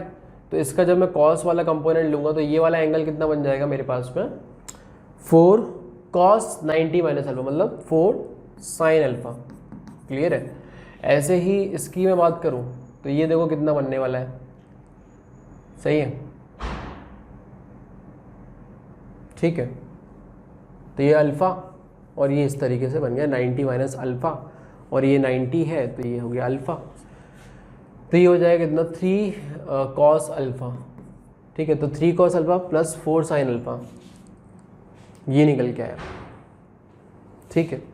तो देखो यार यहाँ पे ध्यान से कि हमारे पास बेसिकली ये और ये मिला के साइड लेंथ बननी चाहिए उसकी स्क्वायर की, तो 3 cos alpha plus 4 sin alpha, this should be equal to 4 cos alpha. बोलो ये होना चाहिए। तो यहाँ से इसको इधर लेके आ गए तो हमारे पास बनेगा 4 sin alpha is equal to cos alpha. Clear है? तो यहाँ से मेरे पास tan अल्फ़ा निकल के आ गया जो कि 1/4 बन गया। ठीक है, तो बेसिकली अल्फ़ा निकला है एक तरीके से देखा जाए। अब हमें एक्स को पिक्चर में लाना है। ठीक है, तो ठीक है, एक काम हम यहाँ पे कर सकते हैं कि एक्स को पिक्चर में लाने के लिए ये एंगल बीटा है ना, तो ये वाला जो है ओके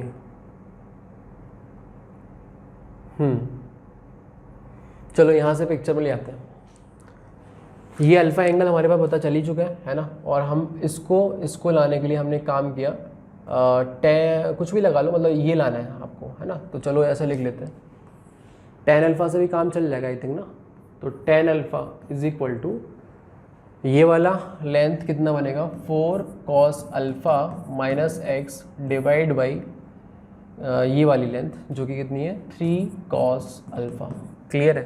तो tan अल्फ़ा तो 1/4 है ही, निकाला ही था अभी, है ना। इससे भी डिवाइड लगा दिया तो ये आ जाएगा 4/3 minus X upon 3 cos alpha. सही है? तो x upon 3 cos alpha this is equal to 4/3 minus का 1/4 ऐसे बनेगा।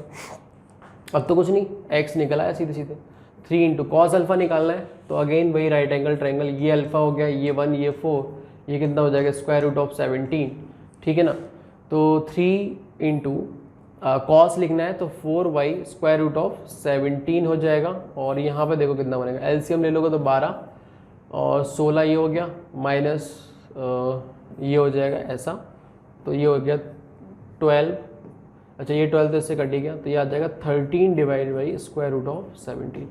मतलब काफ़ी सारे तरीके हो सकते हैं और कैलकुलेशन करने का अपना अपना अलग अलग तरीका हो सकता है बट अब मेरे ख्याल से ये ईजीएस्ट ही है, मतलब कैलकुलेशन वाइज अगर अपन देखें। वैसे कुछ बच्चों ने ऐसे भी करके बताया हुआ था कि भाई ऐसे ऐसे कर लेते हैं, मतलब राइट एंगल ट्रायंगल बनाते, ये मान लिया वो मान लिया, फिर उसको सॉल्व करना थोड़ा सा डिफिकल्ट होता है। बट एंगल से अगर आप खेलोगे तो थोड़ा सा कैलकुलेशन वाइज ईजी हो जाता है। तो आंसर आ जाएगा अपना ए ऑप्शन 13/√17। देखिए भाई बोला गया है let P and Q be the 2 non zero polynomial such that degree of P is less than और equal to degree of polynomial Q. मतलब अगर मान लो पी की डिग्री जो है सपोज एन है एंड क्यू की डिग्री जो है वो ठीक है एम है, तो ये बोल रहा है कि एन जो है वो less than equal to M है। सही है। आगे बोला है कि P of A into Q of A this is equal to 0, है ना। For A is equal to, मतलब ए हमारे क्या क्या हो सकते हैं 0 1 से लेके 10 तक, मतलब 11 वैल्यूज़ के लिए है।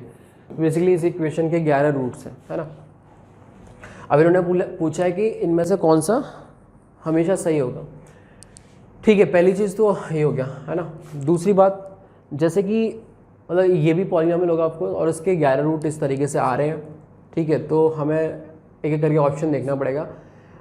ठीक है, जैसे कि अगर मान लो सपोज करो ए ऑप्शन की बात करें तो इन्होंने बोला है कि डिग्री ऑफ क्यू, मतलब एक चीज़ का ध्यान रखना है ना, पी की डिग्री एन है और क्यू की डिग्री एम है और एन की जो वैल्यू वो क्यू से कम होगी। अब सपोज करो किसी भी ऐसे ऑप्शन में एम की वैल्यू ही ऐसी बता दी कि क्या बोलते हैं, एम की वैल्यू ऐसी बता दी कि वो लेट से 5 डिग्री का पॉलिनोमियल है ना। तो एन जो है वो हद से ज़्यादा 5 का ही डिग्री का हो सकता है, तो ये भी 5 का, ये भी 5 का, तो टोटल 10 ही रूट हो सकते हैं। फिर तो 11वें रूट का सवाल ही नहीं उठता। तो साफ साफ सी बात है कि अगर मान लो मैं m की वैल्यू 6 ले लेता हूँ, ठीक है, तो m की वैल्यू 6 है और n की वैल्यू 5 भी हो सकती है, 6 भी हो सकती है ना, कुछ भी हो सकता है, कुछ रिपीटेड रूट वगैरह कुछ भी बन सकता है ना। इन्होंने बोला नहीं है क्या चल रहा है। ठीक है, तो कहने का मेरा मतलब ये है कि अगर m की वैल्यू 5 या 5 से कम हुई, क्योंकि हम बड़ी है ना और ये तो इस पर डिपेंड कर रहा है बेसिकली, अगर m की वैल्यू 5 या 5 से कम हुई तो दिक्कत हो जाएगी। ठीक है, तो ऐसा ऑप्शन हमें ढूंढना है और जो कि आप देख रहे हो डिग्री ऑफ क्यू जो है वो m ही है, इज़ नॉट इक्वल टू 5, तो सी ऑप्शन आराम से बनेगा। लेकिन अगर ये बोलता degree of Q is not equal to, इससे तो कोई मतलब नहीं निकलता, कुछ भी निष्कर्ष नहीं निकलता। Degree of P is not equal to 10, कोई मतलब नहीं है। डिग्री ऑफ पी फिर अगेन पी की पी तो बेसिकली क्यू पे डिपेंड कर रहा है, तो हमें जो रोकथाम लगानी है वो तो क्यू पे लगानी है। मान लो पी क्यू की डिग्री 1000 है और पी की डिग्री 5 नहीं है, तो हम कर क्या लेंगे, हमारा क्या मतलब है, उससे तो कोई मतलब नहीं निकलना ना, तो आंसर क्या आ जाएगा सी। देखिए भाई, बोला गया है for N belonging to natural number let A N be defined as A N 0 से 1 1/1 प्लस एन एक्स स्क्वायर, इस तरीके से दे रखा है। और बाद में हमें ए एन की लिमिट भी निकालनी है। चलो पहले तो हम यहाँ देख लेते हैं, है ना। अभी अगर मैं यहाँ पे देखूँ तो एन इन्फिनिटी को जा रहा है, नो डाउट, बट एन यहाँ पे इंटीग्रेंड में फंसा हुआ है, तो इसको बाहर निकालने के लिए हम एक काम कर लेते हैं कि कोई एक वेरिएबल में आए और ये एन हटे वहाँ से, ठीक है। तो मान लो मैंने एक काम किया, लेट रूट एन एक्स को मैंने टी बोल दिया, सही है ना। रूट एन एक्स को टी क्यों बोला, क्योंकि ये बेसिकली रूट एन एक्स का होल स्क्वायर लिखा हुआ है ना, ये वाला। तो भाई डिफरेंशिएट किया एक्स के रेस्पेक्ट में, तो डी एक्स ये हो जाएगा कितना, डी टी, ठीक है। तो ये आ जाएगा ए एन कन्वर्ट होके, अच्छा लिमिट भी चेंज कर लेते, जब तुम्हारा x 0 होगा तो t भी 0 हो जाएगा, एंड जब x की वैल्यू n होगी, x की वैल्यू n होगी, ठीक है ना, x की वैल्यू हमारी कितनी हो जाएगी, n हो जाएगी, ठीक है। तो t की वैल्यू कितनी आ जाएगी, n की पावर 3/2, सही बोल रहा हूँ मैं, ठीक है ना। ये आ जाएगा x की पावर 3/2, सॉरी n की पावर 3/2, ये बन गया, है ना। चलो तो डी एक्स में कितना लिखोगे, D T by root N, तो उसको तो मैं बाहर लिख सकता हूँ कि वो टी से तो स्वतंत्र है, और नीचे कितना आ जाएगा 1 प्लस टी स्क्वायर, ठीक है। तो ये ए एन जो बनेगा वो आ जाएगा मेरे पास tan इनवर्स, इसको इंटीग्रेट करोगे ना तो इसका इंटीग्रेशन आएगा tan इनवर्स टी, और फिर लिमिट रखोगे 0 से n की पावर 3/2, है ना। और ये नीचे जो रूट एन है वो तो चल ही रहा है, तो यहाँ पे मेरे पास जो ए एन बनेगा that is tan inverse of n की पावर 3/2, और नीचे कितना आ जाएगा n की पावर 1/2। अब मुझे इसकी लिमिट निकालनी है, तो limit n tending to infinity tan inverse of n की पावर 3/2, और नीचे आ गया कितना, स्क्वायर रूट ऑफ n। अब आप सोचो n जब इन्फिनिटी को जाएगा तो, अच्छा ये 3 कैसे लिख दिया, n जब इन्फिनिटी को जाएगा तो ये वाली चीज़ भी इन्फिनिटी को जाएगी, जब ये इन्फिनिटी को जाएगा तो tan इनवर्स जो है वो π/2 का अप्रोच करेगा, तो ऊपर वाली चीज़ तो फाइनाइट होगी, बट नीचे जो है वो तो इन्फिनिटी को ही जाएगा, तो अल्टीमेटली कोई इंटीग्रल फॉर्म नहीं, ऊपर फाइनाइट नीचे इनफाइनाइट, तो इसकी लिमिटिंग वैल्यू कितनी हो जाएगी, 0, तो 0 आंसर आ जाएगा इसका। तो उस हिसाब से कहाँ है, ए ऑप्शन करेक्ट हो जाएगा, ठीक है। देखिए भाई, बोला गया है एक बॉक्स है 3/3 का, magic square is a rectangular array of positive integer such that the sum of all the 3 number in any row, मतलब किसी भी रो में सम जो है कांस्टेंट ही आएगा, एनी कॉलम में भी सम जो है कांस्टेंट ही आएगा, और इवन मेजर डायगोनल, मतलब मेजर डायगोनल ये और ये इनमें भी कांस्टेंट ही बनेगा, for the following incomplete magic square, ठीक है। द कॉलम सम इज, मतलब हमें बेसिकली एक कॉलम या एक किसी का भी रो का सम बताना है, मतलब है तो सभी का बराबर ही, तो किसी का भी निकाल के अल्टीमेट, तो हमें कुछ एलिमेंट पता करने में, मान लो सपोज करो ये एलिमेंट निकल जाएगा तो हमारा काम हो जाएगा, क्योंकि इन दो का तो पता ही है, बाकी ये जोड़ते ही अपना आंसर आ जाएगा। तो मान लो इसका एलिमेंट जो है वो x है ना।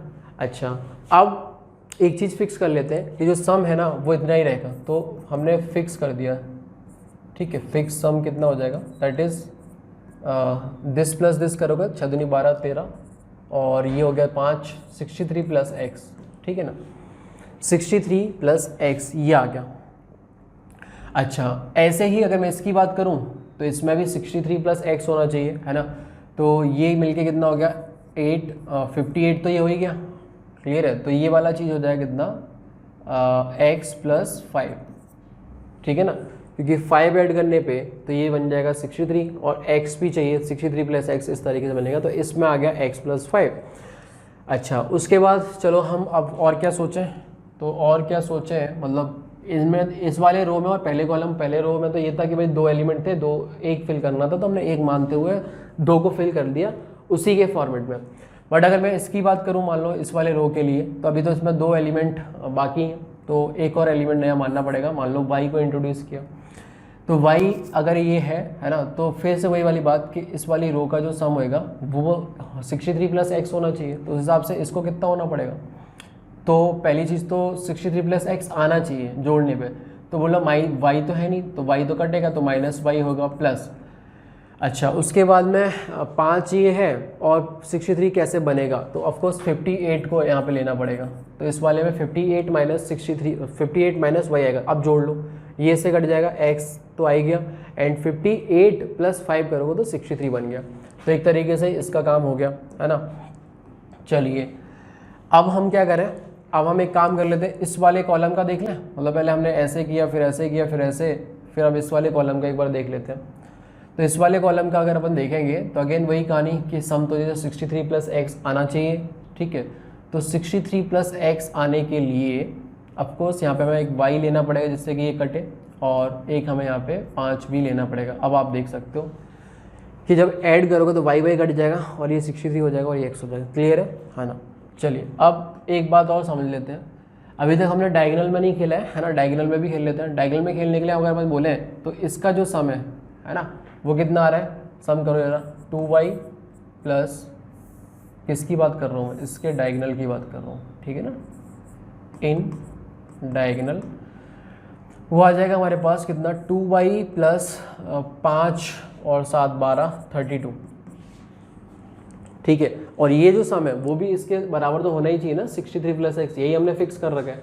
तो यहाँ से हमारे पास एक इक्वेशन आ गई, क्या बोलते हैं, 2y माइनस का x इज इक्वल टू, इसको इधर लेके आए तो 31। तो x और y में एक तरीके से एक रिलेशन हमें मिल गया, है ना। अभी हमने इसमें फिक्स कर, मतलब इसमें हमने सम करके बराबर कर दिया, तो एक तरीके से वहाँ से हमें इक्वेशन मिल गई। और हमें कहाँ से क्या मिलेगा वो देखते हैं। हमने अभी तक ये तो कर दिया, ये वाला ही फिक्स कर देते हैं, है ना। ये वाला जो हमारा क्या बोलते हैं, ये वाला जो डायगोनल है इसको भी फिक्स करें क्या, 31 plus Y plus X, this is equal to जो फिक्स सम है 63 प्लस एक्स, उसके बराबर कर दिया। तो ये x से तो x कट ही गया, तो y की वैल्यू कितनी आ जाएगी, 31 उधर जाएगा तो 32 आ जाएगा। y इज इक्वल टू 32 यहाँ रखेंगे तो x कितना बनेगा, 64 माइनस 31, सही है ना। 32 इंटू 2 करोगे तो 64 माइनस 31, तो x की वैल्यू कितनी आ जाएगी, हमें यही तो चाहिए था, तो 3 आ गया और ये 33 आ गया। तो जो रिक्वायर्ड सम है, ठीक है, वो हमारे किसके बराबर हो जाएगा, 63 प्लस एक्स, और x की वैल्यू कितनी है 33, तो ये आ गया कितना 96। तो आंसर भी कितना हो जाएगा 96, मतलब बी ऑप्शन करेक्ट हो जाएगा। देखिए भाई, बोला गया है कि the number of positive integer N less than और इक्वल टू 22, है ना। तो 22 मतलब नेचुरल नंबर देखने हैं जो कि 22 तक, ठीक है। क्या वैल्यू ले एन की जिसके लिए इसको डिवाइड कर दें, ठीक है। तो पहली चीज़ तो यहाँ पे 2022 जो लिखा हुआ है, तो अगर मैं थोड़ा इसको ऐसे देखूँ, n की पावर 5 प्लस 4 n की पावर 4 प्लस 3n क्यू, और जो हमारा 2022 जो लिखा हुआ है, ठीक है, उसमें अगर मैं उसमें 7 से डिवाइड लगाऊंगा तो ये जो बनेगा, इसको ऐसे लिख लो, 2016 प्लस 6, सही है ना, ये बनेगा। आप डिवाइड लगाओगे 2016 तो अलग से निकल जाएगा और इस तरीके से 6 बन जाएगा, मतलब रिमाइंडर एक तरीके से 6 बचेगा। तो ये तो 7 से डिविजन होता ही है ना। अगर मैं इसको ऐसे लिख दूँ, n की पावर 5 प्लस 4 n की power 4 plus 3n Q plus का 6, तो बेसिकली हमें जो टेंशन है वो इसकी है कि भाई ये 7 से डिविजिबल होना चाहिए, और ये 7 से डिविजन होने के लिए ऑफकोर्स इसको कुछ ऐसा करना पड़ेगा कि 7k प्लस 1 टाइप से नंबर बनना चाहिए, ठीक है। तो अब इसी की तलाश में हमें काम स्टार्ट करना पड़ेगा। तो n की पावर 5 प्लस 4n की पावर 4 प्लस 3n क्यूब, हमने बोला कि ये जो है वो 7k प्लस 1 टाइप से होना चाहिए। यहाँ से मैं अगर n क्यूब कॉमन लेता हूँ तो अंदर बनेगा n स्क्वायर प्लस 4n, तो इसको भी मैं ऐसे फैक्टर करके n plus 1 into n plus 3 लिख सकता हूँ, ठीक है। अब मुझे बस यही सोचना है कि ये नंबर मतलब कब कब 7k प्लस 1 टाइप से बन रहा है। तो वो ऐसे मतलब ऐसे तो नहीं सोच सकता उल्टा कि ये 7k प्लस 1 कब बन रहा है वगैरह वगैरह, मेरे को सीधे सीधे आना पड़ेगा, मतलब मुझे n पे कंडीशंस लगानी पड़ेगी। अच्छा, जब मैं n की बात करूँगा तो क्या बोलते हैं, जब मैं n की बात कर रहा हूँ, ठीक है, तो n तो चलो ठीक है, बट n क्यूब क्या बनेगा उस पर भी थोड़ा सोचना पड़ेगा। तो देखो यार, एक काम कर लेते हैं, हमारे पास जितने भी नंबर है ना 1 से लेके 22 तक, है ना, उन्हीं में सर्चिंग करनी है। हम उनको कैटेगराइज कर देते हैं ना, 7k plus 1, 7k plus 2, 7k plus 3 type से। अच्छा, एक और बात, जब आपके पास में जो नंबर है ना, चाहे वो 7k प्लस 1 टाइप से हो, 7k प्लस 2 टाइप से हो, या 7k प्लस 4 टाइप से हो, और आप जब उसका क्यूब करेंगे 7k प्लस 1 ठीक है, या फिर 7k+2 या फिर 7k+4 टाइप से अगर नंबर है और उसका आप क्यूब करेंगे तो आपको मिलेगा नंबर जो 7k+1 टाइप से। अब मैं ये डायरेक्ट नहीं बोला, बट हाँ आप ये चीज़ प्रैक्टिस कर सकते हैं। जैसे कि मैंने कहा 1 का क्यूब किया तो 1 का क्यूब करने पे 1 आएगा, है ना, तो वो 7k+1 टाइप से हो गया। ऐसे 2 का क्यूब किया, ठीक है, मतलब आप जब क्यूब व्यूब करोगे ना तो 1 का क्यूब, 2 का क्यूब, 3 का क्यूब, मतलब किसी का भी क्यूब है ना, आपको 3 टाइप के नंबर मिलेंगे, 7k+1, है ना, और 7k-1। बट एक और चीज़, ये कब मिलेगा, ये कब मिलेगा, ये कब मिलेगा, ये तो आप समझ ही रहे हो, जब वो खुद ही 7k टाइप से होगा तभी जाके मिल जाएगा। एंड वन इसकी बात करें कि ये कब मिलेगा 7k+1, तो आप जब करोगे ना तो पता चलेगा कि भाई इसका तो 1 आ रहा है, इसका कितना आ रहा है, 8 आ रहा है, तो वो हमारा 7k+1 टाइप से हो गया, ठीक है ना। और 3 का जब आप करोगे तो ये 27 बनेगा, 27 बनेगा, तो अगेन इसको आप लिख सकते हो कितना, 7 चौक 28, ठीक है, तो 7k-1 टाइप से, तो वो इस वाले में आ जाएगा, ठीक है। तो कुल मिला के आपको तो ब्रेक करते जाना है, तो आपके नंबर जो होंगे वो ऐसे होंगे ना, 7k, 7k+1, 7k+2, 7k+3, 7k+4, 7k+5, 7k+6, 7k, वो अपन ने ऑलरेडी काउंट कर लिया। तो जब इनका तुम क्यूब करोगे तो आपको ये मिलेगा। एंड बच्चे वाले जो है जैसे कि 7k+3 हो गया, है ना, 7k+4 हो गया, 4 तो ले लिया बनने, है ना, 7k+5 हो गया, या फिर 7k+6 हो गया, इनका जब क्यूब करोगे तो आपको 7k-1 टाइप का मिलेगा। अगेन इसको 7k-1 भी लिख सकते हो, इसको 7k-2 भी लिख सकते हो, जब अगर आपको कैलकुलेशन वगैरह करनी हो तो। फिर अपन को एक और, हाँ, जब 7k टाइप का होगा तो उसका क्यूब करने पे तो आपको 7k मिल ही जाएगा, ठीक है। अब सोचो कि अगर मैंने ये वाला उठाया कि n की वैल्यू 7k+1 टाइप से लिए, है ना, तो क्यूब जो मिलेगा वो 7k+1 टाइप से मिलेगा। तो ये वाला जो नंबर हम यूनिट लिख लेते हैं, मतलब रिमाइंडर, तो 1 आ गया। एंड ये जो बनेगा 7k+2 बन जाएगा ना, क्योंकि हम k+1 के लिए जा रहे हैं, तो 2 बनेगा, तो 2 हो गया। अच्छा, n+3 करोगे तो 4 हो जाएगा, तो ये बनेगा कितना, 8, ठीक है। 8 का मतलब क्या हो गया, वही 7k+1। तो हमने तो बोला ही था ना कि ये नंबर 7k+1 टाइप से बनना चाहिए, तो बोलो बन रहा है। तो बेसिकली 7k+1 टाइप के जितने भी नंबर होंगे 1 से लेकर 22 तक के लिए, सभी के लिए ये काम हो जाएगा। और वो कितने नंबर होंगे वो अगर मुझे निकालने हैं तो 1 हो गया, फिर इसमें 7 जोड़ दिया तो 8, इसमें और 7 जोड़ दिया तो 15, इसमें और 7 जोड़ दिया तो 22, तो 4 तो इधर से निकल आए, ठीक है। ऐसे ही आपको ट्राई करना है। 7k+2 के लिए देखोगे तो क्यूब करने पे तो 7k+1 ही मिलेगा, है ना। तो इसके रिगार्डिंग अगर वो बात करें तो 1 हो गया, है ना। 7k+3 हो जाएगा तो 3, और इधर फिर हमने इसमें 3 जोड़ा तो 5, तो ये हो गया कितना, 15, ठीक है, 15 हो गया। और 15 जो होगा वो हमारा हो जाएगा 7k+1, ठीक है ना। तो बेसिकली ये भी आ गया 7k+1 टाइप से, राइट। तो अल्टीमेटली ये नंबर भी 7k+1 टाइप से आ ही गए ना। तो यहाँ पे हम देख लेते हैं कि 7k+2 होने के वजह से, है ना, जब उसका क्यूब किया तो 7k+1 है, तो उसका 1 आ गया, इनमें 1 जोड़ा 7k+3 हो गया, तो उसका 3 आ गया, और 3 और जोड़ा तो 5 आ गया, तो 5 या 15, 15 जो है वो 7k+1 टाइप से है, ठीक है। तो अब हम देख लेते हैं 7k+2 के कितने नंबर आ रहे हैं। तो एक तो 2 आ गया, ठीक है, और इसमें 7 जोड़ा तो 9 हो गया, और इसमें और 7 जोड़ा तो 16 हो गया, और 7 जोड़ेंगे तो वो 22 को क्रॉस कर जाएगा। तो हमें 3 तो यहाँ पे मिल गए, ठीक है। और देखो 7k+4 लोगे तो अगेन यूनिट पे तो, क्योंकि क्यूबिक का तो 1 ही बनेगा, है ना, तो ये 1 आ गया। और 4 में मतलब इसमें 1 जोड़ोगे तो ये 6 बनेगा, और 3 जोड़ोगे तो 7k बनेगा, तो ये इस तरीके का बन गया, है ना। तो ये तो 7k टाइप से बन गया, जो कि हमारे किसी काम का नहीं, क्योंकि हमें 7k+1 बनाना है। तो इधर से तो कुछ भी नहीं मिलने वाला, ठीक है।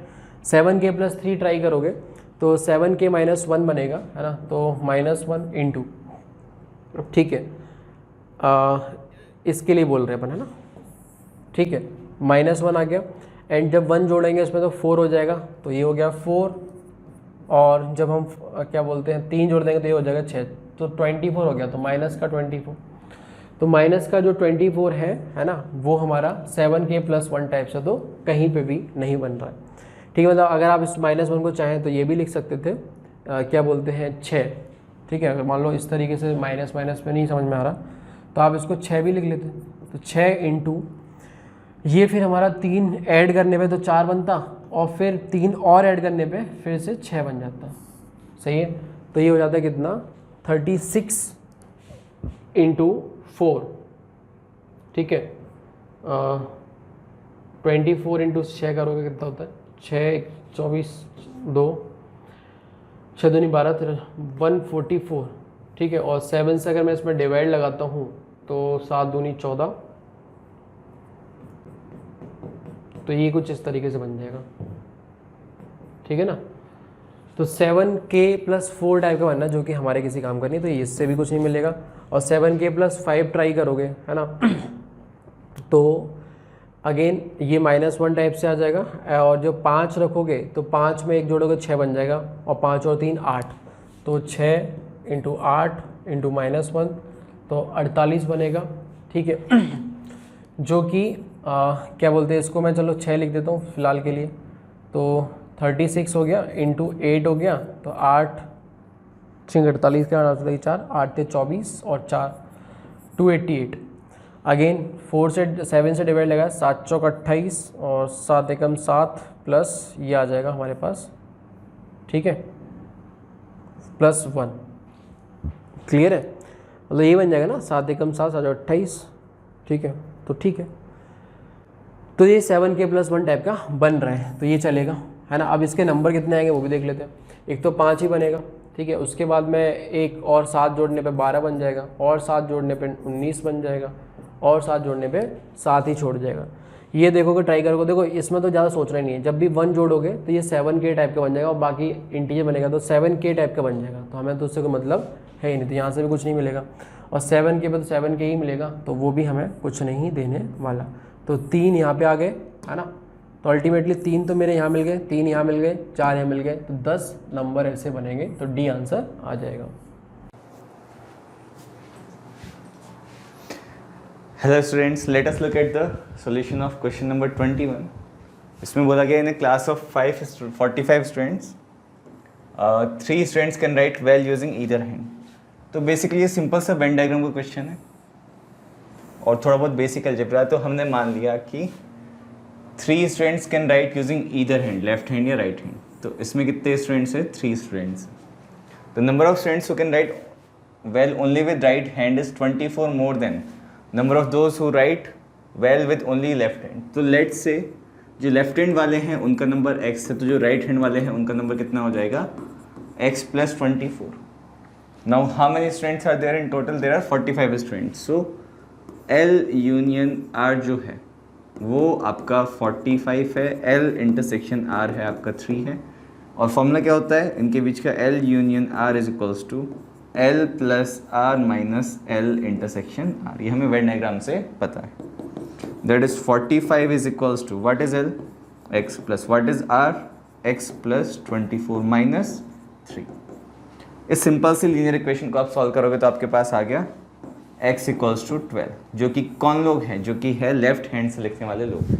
तो राइट हैंड से लिखने वाले कितने हो जाएंगे? 24 मोर देन दिस। सो जो r हो जाएगा वो हो जाएगा x + 24 that is 12 + 24 that is 36, जो कि है आपका ऑप्शन नंबर बी। इस क्वेश्चन में आप ध्यान से ऑब्जर्व करो कि जब ओमेगा स्क्वायर है वो तो ठीक है, ओमेगा की पावर 4 है, 4 is 3n + 1, so that will be omega raised to the power 3n + 1. We are going to use the result that omega raised to the power 3n = 1, omega raised to the power 3n + 1 equals to omega, and omega raised to the power 3n + 2 equals to omega square. अब 2 की power 1 किस type का number है? 3n + 2 type का। 2 square किस type का number है? 3n + 1 type का। 2 की पावर 3 किस टाइप का नंबर है? 2 की पावर 3 फिर से 3n + 2 टाइप का नंबर है। 2 की पावर 4 जो है वो 3n + 1 टाइप का। आपको पता है कि ये साइक्लिसिटी है, ये चलता रहेगा। तो इसमें टोटल 10 टर्म्स है, out of which 5 will be of the form 1 - omega + omega square, and 5 will be of the form 1 - omega square plus omega. ठीक है, इसकी पावर 5, इसकी पावर 5। 1 + ओमेगा स्क्वायर को you can write as minus omega, so minus omega times, इसको आप लिख सकते हो 1 + ओमेगा को लिख सकते हो minus omega square. So we have minus omega square and इस पूरे की whole power 5। Now this is -2 omega, into this is also minus 2 omega square की power 5. So minus 2 into minus 2 is 4 and omega into omega square is omega cube and omega cube की value होती है 1. तो overall this is 4 raised to the power 5 that is 2 raised to the power 10 that is 1024. देख लो जरा options में कौन सा given है. 2 raised to the power 10 that is option number A.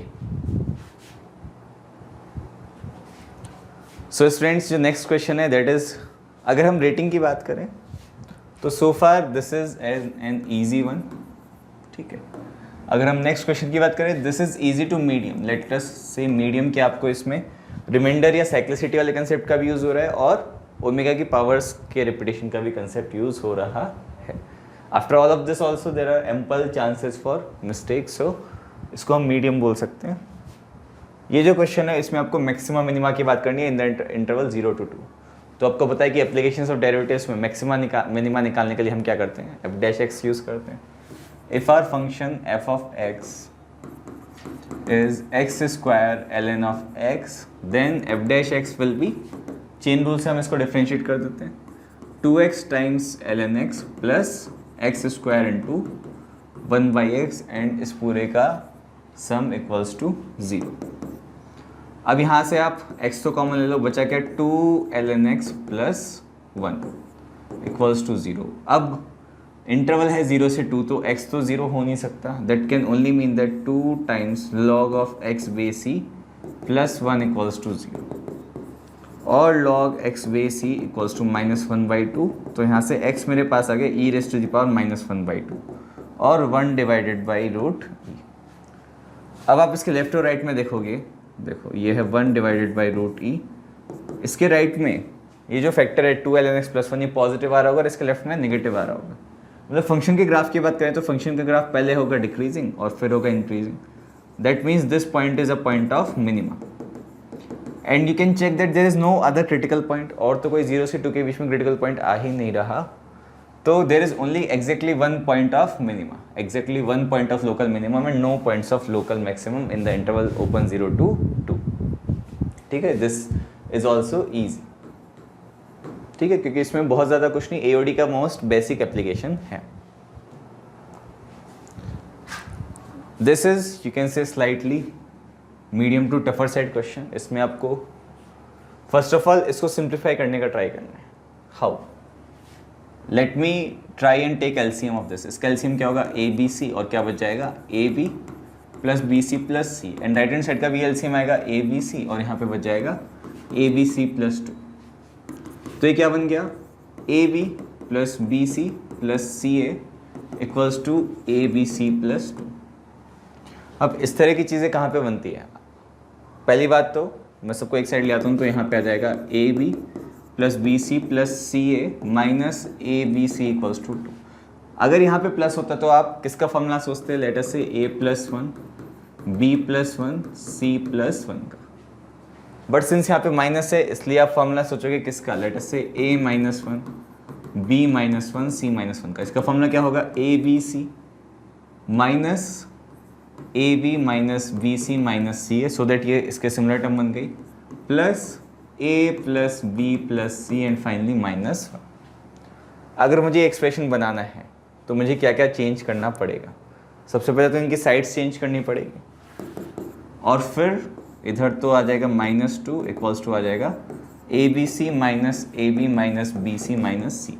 ना बचे हुए टर्म्स भी ऐड कर दो plus A plus B plus C minus 1 and यहाँ पे भी plus A plus B plus C minus 1. So that ये एक्सप्रेशन आपका बन गया a minus 1 b minus 1 c minus 1 and right hand side में आपका बन गया a plus B plus C minus 3.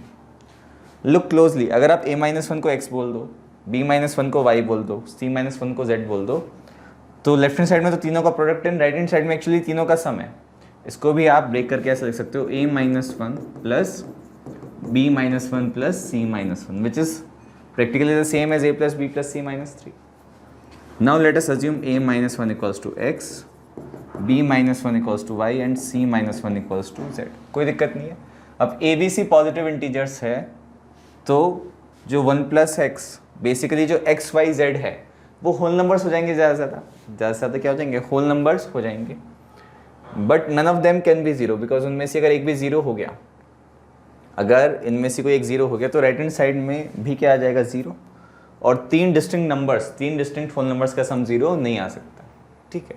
इसने डिस्टिंक्ट का कैसे बताया, a less than b less than c दिया हुआ है, इसलिए डिस्टिंक्ट है। तो यहाँ पे मैं ये भी लिख देता हूँ कि x, y, z जो है वो मेरा नेचुरल नंबर्स होंगे। वैसे तो होल नंबर्स होंगे, बट होल नंबर्स वाली हाइपोथेसिस को मैंने रिजेक्ट कर दिया, because as soon as you take one of these to be zero, मान लो x को आपने जीरो ले लिया, यानी a को 1 ले लिया, तो ये जीरो बन गया। और इधर जीरो बना तो इधर भी जीरो बनाने के लिए तीनों को जीरो होना पड़ेगा, यानी कि a बराबर 1, b बराबर 1, c बराबर 1, बट वो नहीं पॉसिबल क्योंकि a less than b less than c given है। चलो, सो फार सो गुड। अब आपके पास इक्वेशन आती है x into Y into Z equals to x plus Y plus Z. Now my claim is कि इसका एक ही positive integral triplet solution possible है, डेट इज 1, 2, 3। इसको प्रूव कैसे कर सकते हो, आप ये सोचो कि x plus Y plus z है, सिंस z सबसे बड़ा है तो x plus Y plus z है वो हमेशा स्ट्रिक्टली लेस देन 3z आएगा। एंड मैं स्ट्रिक्टली लेस देन भी इसलिए लिख रहा हूँ क्योंकि ये तीनों डिस्टिंक्ट है। अगर ये x और y z के इक्वल हो जाते तब जाके 3z के इक्वल आता, तो ये स्ट्रिक्टली लेस देन 3z। और आपको ये भी पता है कि x plus Y plus z जो है वो x y z के इक्वल है, तो यहाँ से आ गया x y z is strictly less than 3z। और z से z कैंसिल हो गया, मतलब x y हो गया लेस देन 3। अब x इंटीजर है, y इंटीजर है, तो इसका प्रोडक्ट भी इंटीजर आएगा ना, तो और ये स्ट्रिक्टली लेस देन 3 है, मतलब या तो ये 1, 2 हो सकते हैं, ठीक है, या फिर ये 1, 1 हो सकते हैं। अब डिस्टिंक्ट है तो ये वाला केस तो हम रिजेक्ट कर ही सकते हैं। और ये without loss of generality increasing order में भी है, a less than b less than c है, तो 1, 2 ये हो गया। और जैसे ही आपने इसको 1, 2 पुट किया और ये पुट किया कि x y z equals to x plus Y plus z, 1 into 2 into Z equals to 1 plus 2 plus z, यहाँ से आ गया आपके पास 2z equals to z plus 3, तो यहाँ से आ गया आपके पास z इक्वल्स टू 3। तो मुझे खाली एक ही ऑर्डर ट्रिपलेट मिला x, y, z का, x, y, z equals to 1, 2, 3। अब मुझे तो निकालने क्या है, a b c, तो a क्या होगा x प्लस 1, b क्या होगा y प्लस 1 और c क्या होगा z plus 1। So a, b, c हो जाएगा यहाँ से 2, 3, 4। That is the only possibility. अब क्वेश्चन में क्या बोला गया है, नंबर ऑफ ट्रिपलेट्स, ऐसा कितने ट्रिपलेट आ रहा है, just 1 triplet, 2, 3, 4, no other triplet is possible. हमने हर एक चीज़ को अच्छे से प्रूव किया है, कोई भी अजम्पशन हमने कहीं पे नहीं छोड़ा है।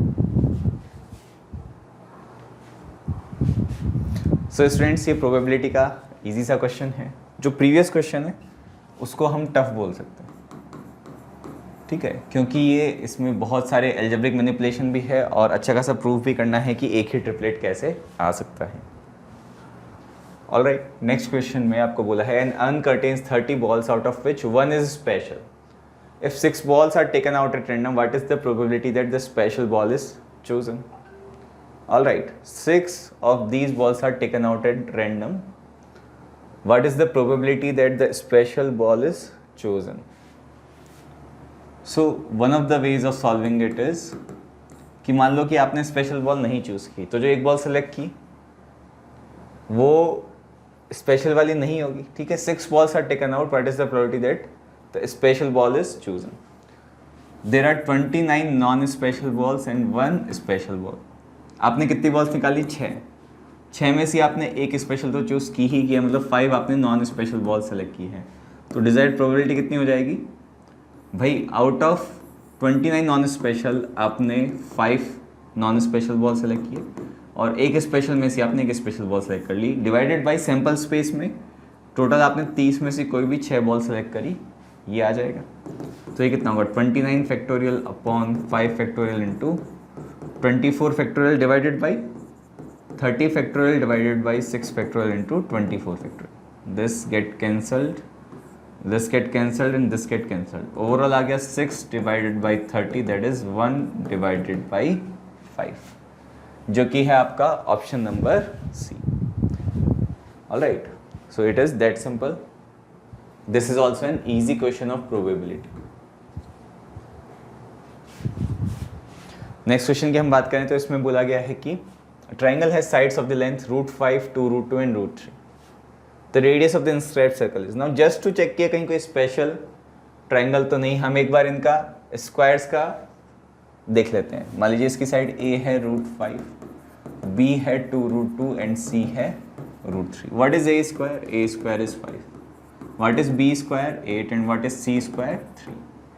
You observe that b square equals to a square plus c square. मतलब ये तो कैसा ट्राइंगल आ गया? This is a right triangle. Right triangle आ गया, इसकी साइड्स क्या क्या है? सबसे बिगेस्ट साइड है 2√2, एक साइड है √3 और एक साइड है √5। नाउ किसके सामने वाले? दिस इज b, √3 के सामने वाली हमने ली है c एंड इसके सामने वाले हमने लिया है a। तो ये एक राइट एंगल ट्राइंगल आ गया। और क्वेश्चन में पूछा है radius of the inscribed circle. ये जो r होता है ये डेल्टा बाई s होता है, where delta is the area of the triangle and s is the semi perimeter. Now area तो इसका बहुत ही सिंपली क्या आ जाएगा? इसका एरिया आ जाएगा आपके पास delta upon s। Delta is half into √3 into √5 whole divide by s क्या आएगा? √5 plus √3 plus 2√2 whole divide by 2। ये 2 कैंसिल हो जाएगा। आप इसको सिंप्लीफाई करने का ट्राई करो। How will you try this? ऊपर तो कितना लिखा हुआ है? √15 होल डिवाइडेड बाई नीचे है √5 प्लस √3 प्लस 2√2। धीरे धीरे करके मैं इनके कॉन्जुगेट से मल्टीप्लाई करना शुरू करता हूँ। तो लेट अस से first right it √5 plus √3 minus 2√2। तो न्यूमरेटर में भी आपने √5 प्लस √3 माइनस 2√2 से मल्टीप्लाई किया। सो ये एक्सप्रेशन कितना आ गया? ये आ गया √15 इंटू √5 इज 5√3 और ये हो जाएगा प्लस का 3√5 minus 2√30 whole divided by √5 plus √3 का whole square that is 5 plus 3 plus 2√15 and minus 2 2 जा 4 2 जा 8। So we have 8 minus 8 that is 0 divide by 2√15। Actually आपको ये इतना कुछ मल्टीप्लाई डिवाइड करने की जरूरत नहीं थी। √15 डिनोमिनेटर से √15 न्यूमरेटर कैंसिल हो जाता। तो जो न्यूमरेटर है उसको मैं एज इट इज़ रहने देता हूँ। न्यूमरेटर क्या था भाई? √15 टाइम्स √5 प्लस √3 माइनस 2√2। 8 से 8 कैंसिल, √15 से √15 कैंसिल, ओवरऑल बच गया मेरे पास √5 plus √3 minus 2√2 whole divided by 2, जो कि कौन सा ऑप्शन है? अगर आप ऑप्शंस हंट करोगे तो √5 plus √3 minus 2√2 divided by 2, it is option number D. You can call it slightly medium because ये ऑब्जर्व करना कि ये राइट एंगल ट्राइंगल है may be overwhelming for some. एक बार वो ऑब्जर्व कर लिया उसके बाद तो स्ट्रेट फॉरवर्ड है।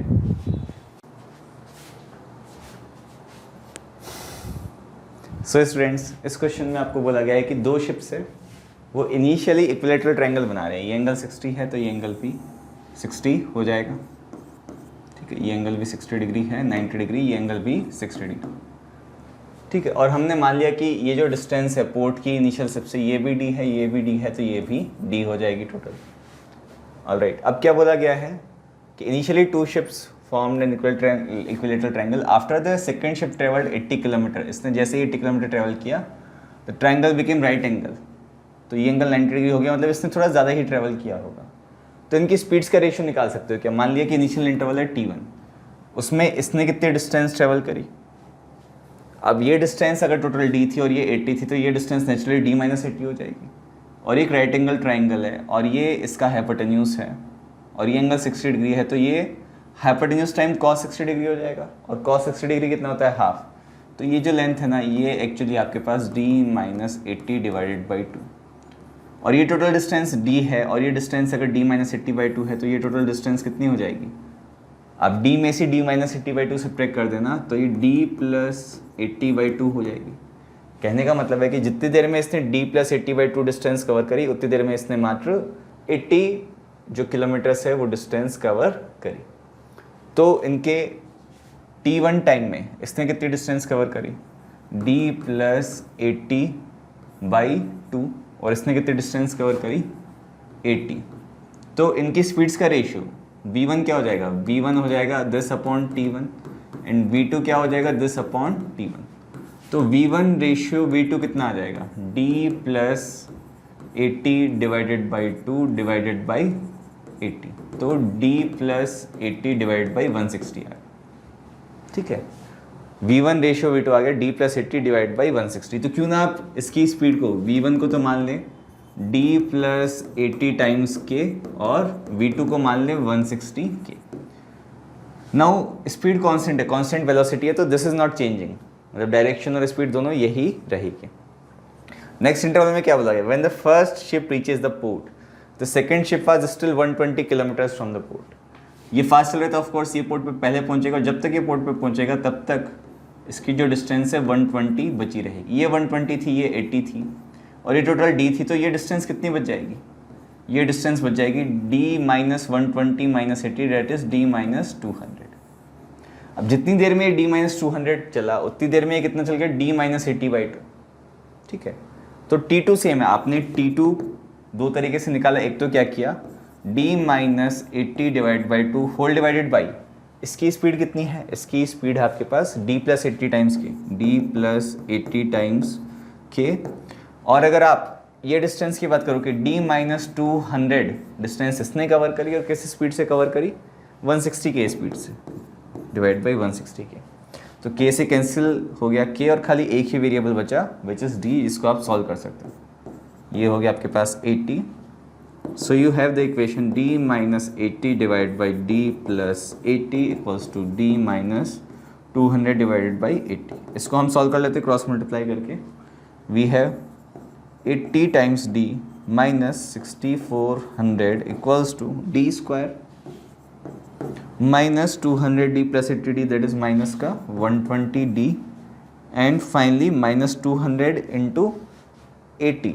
200 इंटू 80 कितना हो जाएगा, Arjuni 16,000 minus 16,000 equals to 0। Simplify करो भाई, d square minus 200d minus 16,000 में से आप 6400 सब्ट्रैक्ट कर दो तो ये कितना आ जाएगा, 0 0 6 और पन्ना में से जाएगा 9 माइनस 9600 इक्वल्स टू 0। ना आप क्लियर कट सोच सकते हो, अच्छा माइनस होगा प्लस होगा, let me check the signs again.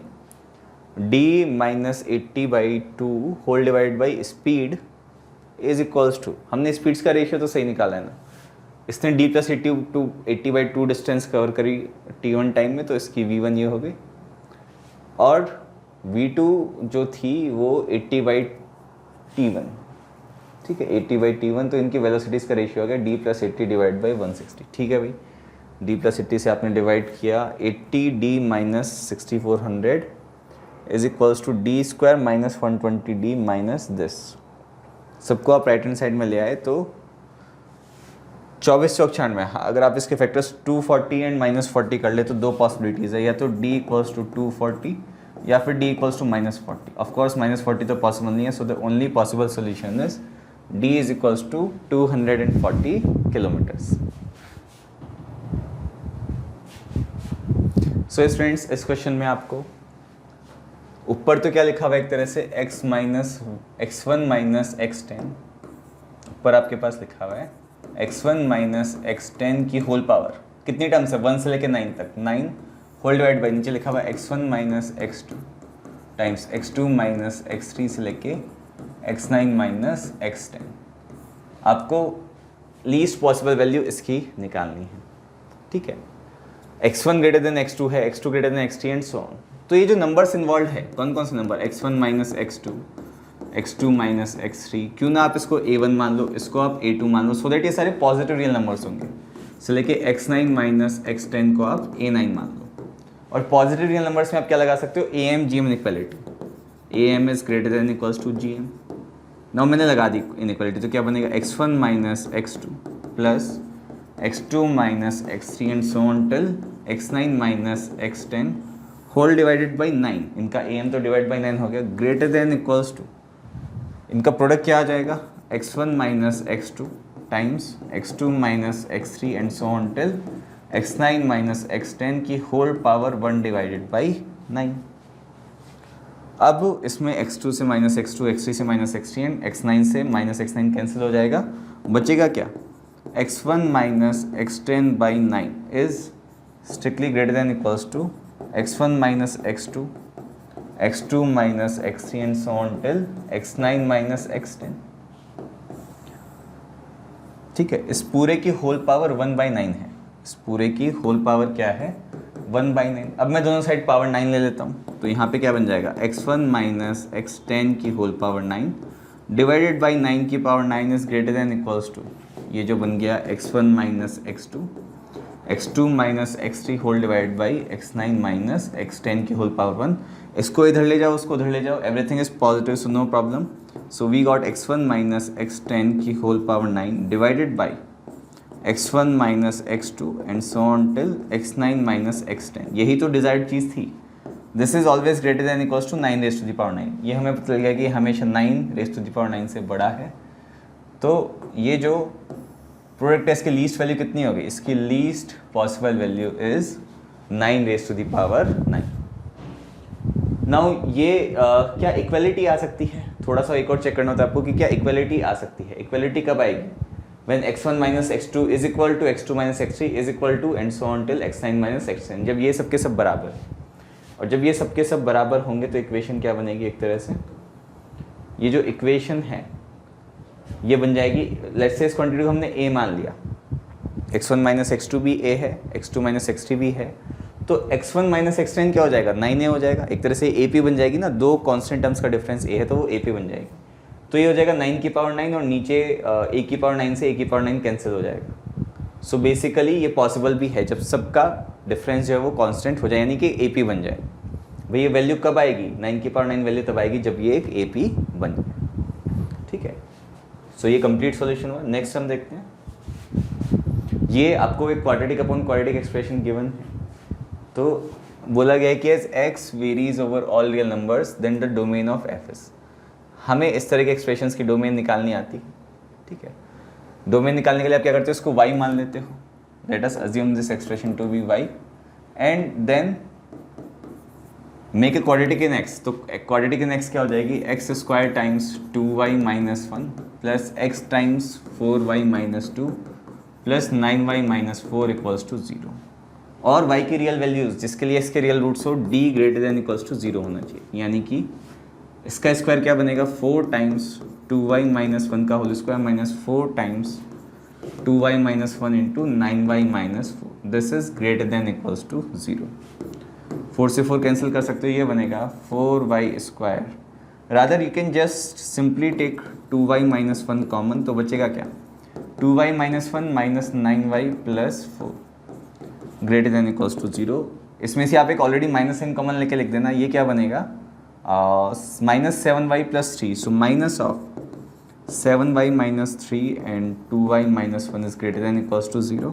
एक माइनस साइन उधर भेज देना, so you got 7y minus 3 times 2y minus 1 is less than equals to 0। अब एक तो है हाफ और एक है 3/7, which one is smaller, 3/7 is smaller, half is bigger, तो यहाँ से y की जो रेंज आ जाएगी, y की पॉसिबल वैल्यूज हो जाएगी 3/7 से लेके 1/2। बट एंड पॉइंट पे it is a good idea to check at end points also. जैसे कि x इन्फिनिटी को अप्रोच कर रहा होगा, एज x अप्रोचेज इन्फिनिटी, आप पाओगे कि y इज अप्रोचिंग, बाकी दोनों टर्म्स तो 0 हो जाएंगे, y इज अप्रोचिंग हाफ, और ये कभी वैल्यू ले नहीं पाएगा, ये वैल्यू कभी ये नहीं ले पाएगा। आप देख सकते हो कि ये दोनों जो है पैरेलल कर्व्स है एक दूसरे के, तो ये इन्फिनिटी पे मीट करेंगे, और इन्फिनिटी पे मीट कर नहीं पाएंगे, इसलिए जो लिमिटिंग वैल्यू है हाफ, ये कभी नहीं ले पाएगा, तो हाफ पे मेरा ओपन इंटरवल आएगा। ओवरऑल y की जो रेंज आ जाएगी वो मेरी हो जाएगी 3/7 से लेके क्लोज से लेके हाफ ओपन, 3 बाई क्लोज से लेके half open is option number B. So students, this is a beautiful question. इसमें आपको ट्राइंगल्स का कुछ कंस्ट्रक्शन इस प्रकार दे रखा है कि एक ट्राइंगल इसकी साइड ए बी और 6 है, दूसरा ट्राइंगल इसकी साइड बी सी और 6 है, तीसरे ट्राइंगल की साइड सी डी और 6 है, और चौथे ट्राइंगल की साइड डी ए और 6 है। तो A B B C C D और डी ए एक साइक्लिसिटी टाइप की बन रही है, और एक साइड हमेशा 6 है।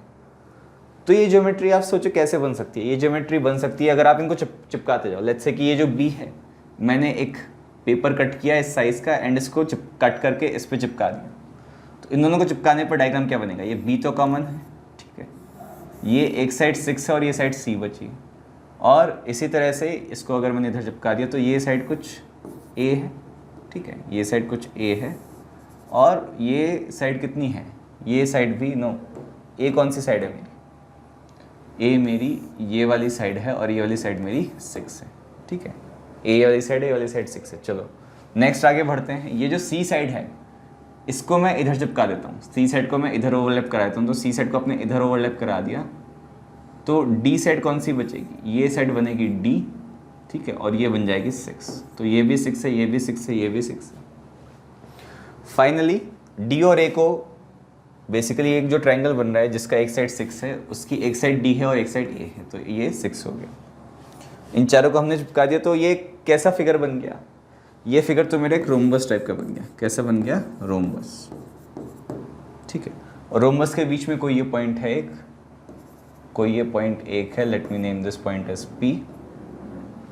अब ये जो चार लेंथ दी हुई है, ये लेंथ ए है, ये लेंथ डी है, कोई एक एंगल में थीटा मान लेता हूँ। सो क्या ये स्ट्रेट लाइन में होंगे, let me take an arbitrary rhombus. Let's say एक रोम्बस है जिसकी चारों साइड्स 6 6 6 6 है और इसके बीच में कोई एक जनरल पॉइंट ले लेता हूँ, ठीक है, और इसको मैं इन चारों से मिला देता हूँ। So what are the all the results that you know for this rhombus.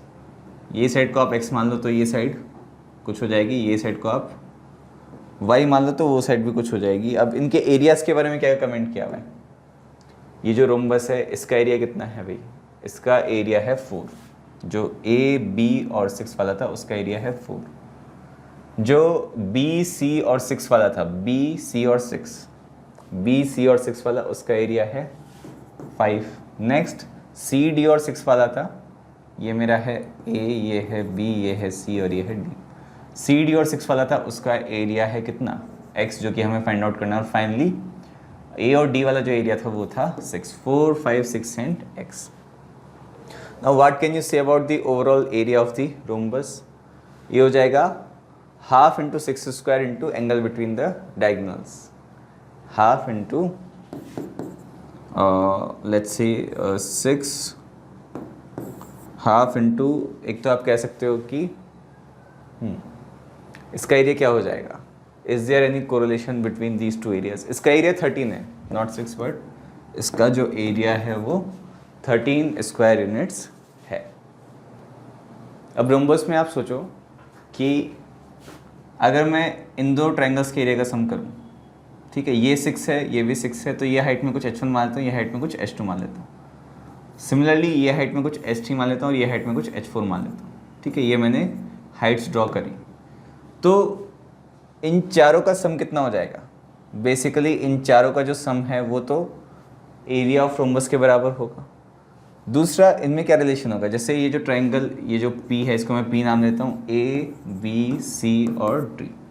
तो triangle PCD plus triangle PAB, इसका एरिया कितना हो जाएगा, 1/2 times 6 times H1 plus 1/2 times 6 times H2। Similarly triangle PAD plus triangle PBC का area कितना हो जाएगा, half of 6 of H3 plus half of 6 of H4। ये कितना हो गया, 3 टाइम्स H1 प्लस H2। और आपको पता है कि जो रोम्बस है उसके दोनों हाइट्स जो है वो सेम आएगी, ठीक है। चाहे इन दोनों पैरेलल साइड्स के बीच की डिस्टेंस निकालो, चाहे इन दो पैरेलल साइड्स के बीच की डिस्टेंस निकालो, वो सेम आएगी। और ये भी क्या हो जाएगा, 3 टाइम्स H3 प्लस H4, ये हो जाएगी 3 टाइम्स H और ये भी हो जाएगा 3 टाइम्स H। तो इन दोनों का सम इक्वल आएगा। That means I can say that 5 plus 13 is equals to x plus 4। तो यहाँ से x कितना आ जाएगा, 18 minus 4, that is 14 square units, जो कि है आपका ऑप्शन नंबर सी। सो अगर डिफिकल्टी की बात करें तो this was also you can say that difficult question because of, सबसे पहले तो ये कंस्ट्रक्शन देखना कि हाँ ये एक रोम्बस के ही साइड्स हैं, ठीक है। उसके बाद भी कहीं आप ये कंफ्यूज ना हो जाए कि ये कोलिनियर है पॉइंट्स, ऐसा कोई जरूरी नहीं है कोलिनियर होना, जनरली भी ये ट्रू होता है। अगर हम इस क्वेश्चन की बात करें तो ये मीडियम टू ईजी साइड है, ठीक है, ये आप जेई में इजीली सॉल्व करना सीखते हो। This is medium type question. अगर मैं इस क्वेश्चन की बात करूं तो इसमें AMGM का एप्लीकेशन है। अब वो AMGM कब लगाना है, कैसे लगाना है, उसके लिए इसको मैं मॉडरेट डिफिकल्टी बोल सकता हूँ। मॉडरेट टू डिफिकल्ट मान लो, but not too difficult. Once you start applying the steps फिर तो ईजिली आ जाता है। This question was slightly on the again medium side की फॉर्मेशन है, फॉर्मेशन के बाद तो एवरेज स्पीड वगैरह के कंसेप्ट यूज़ करने हैं। सो ओवरऑल ये जो हमने 10 क्वेश्चंस किए उनके हम एनालिसिस की बात करें तो 1 2 3 and 3 easy questions, 1 2 3 4 5 medium and 2 tough. Overall अगर हम डिफ़िकल्टी की बात करें तो ये जो लास्ट के 10 क्वेश्चंस थे इसमें 3 easy, 5 medium and 2 tougher side questions were there.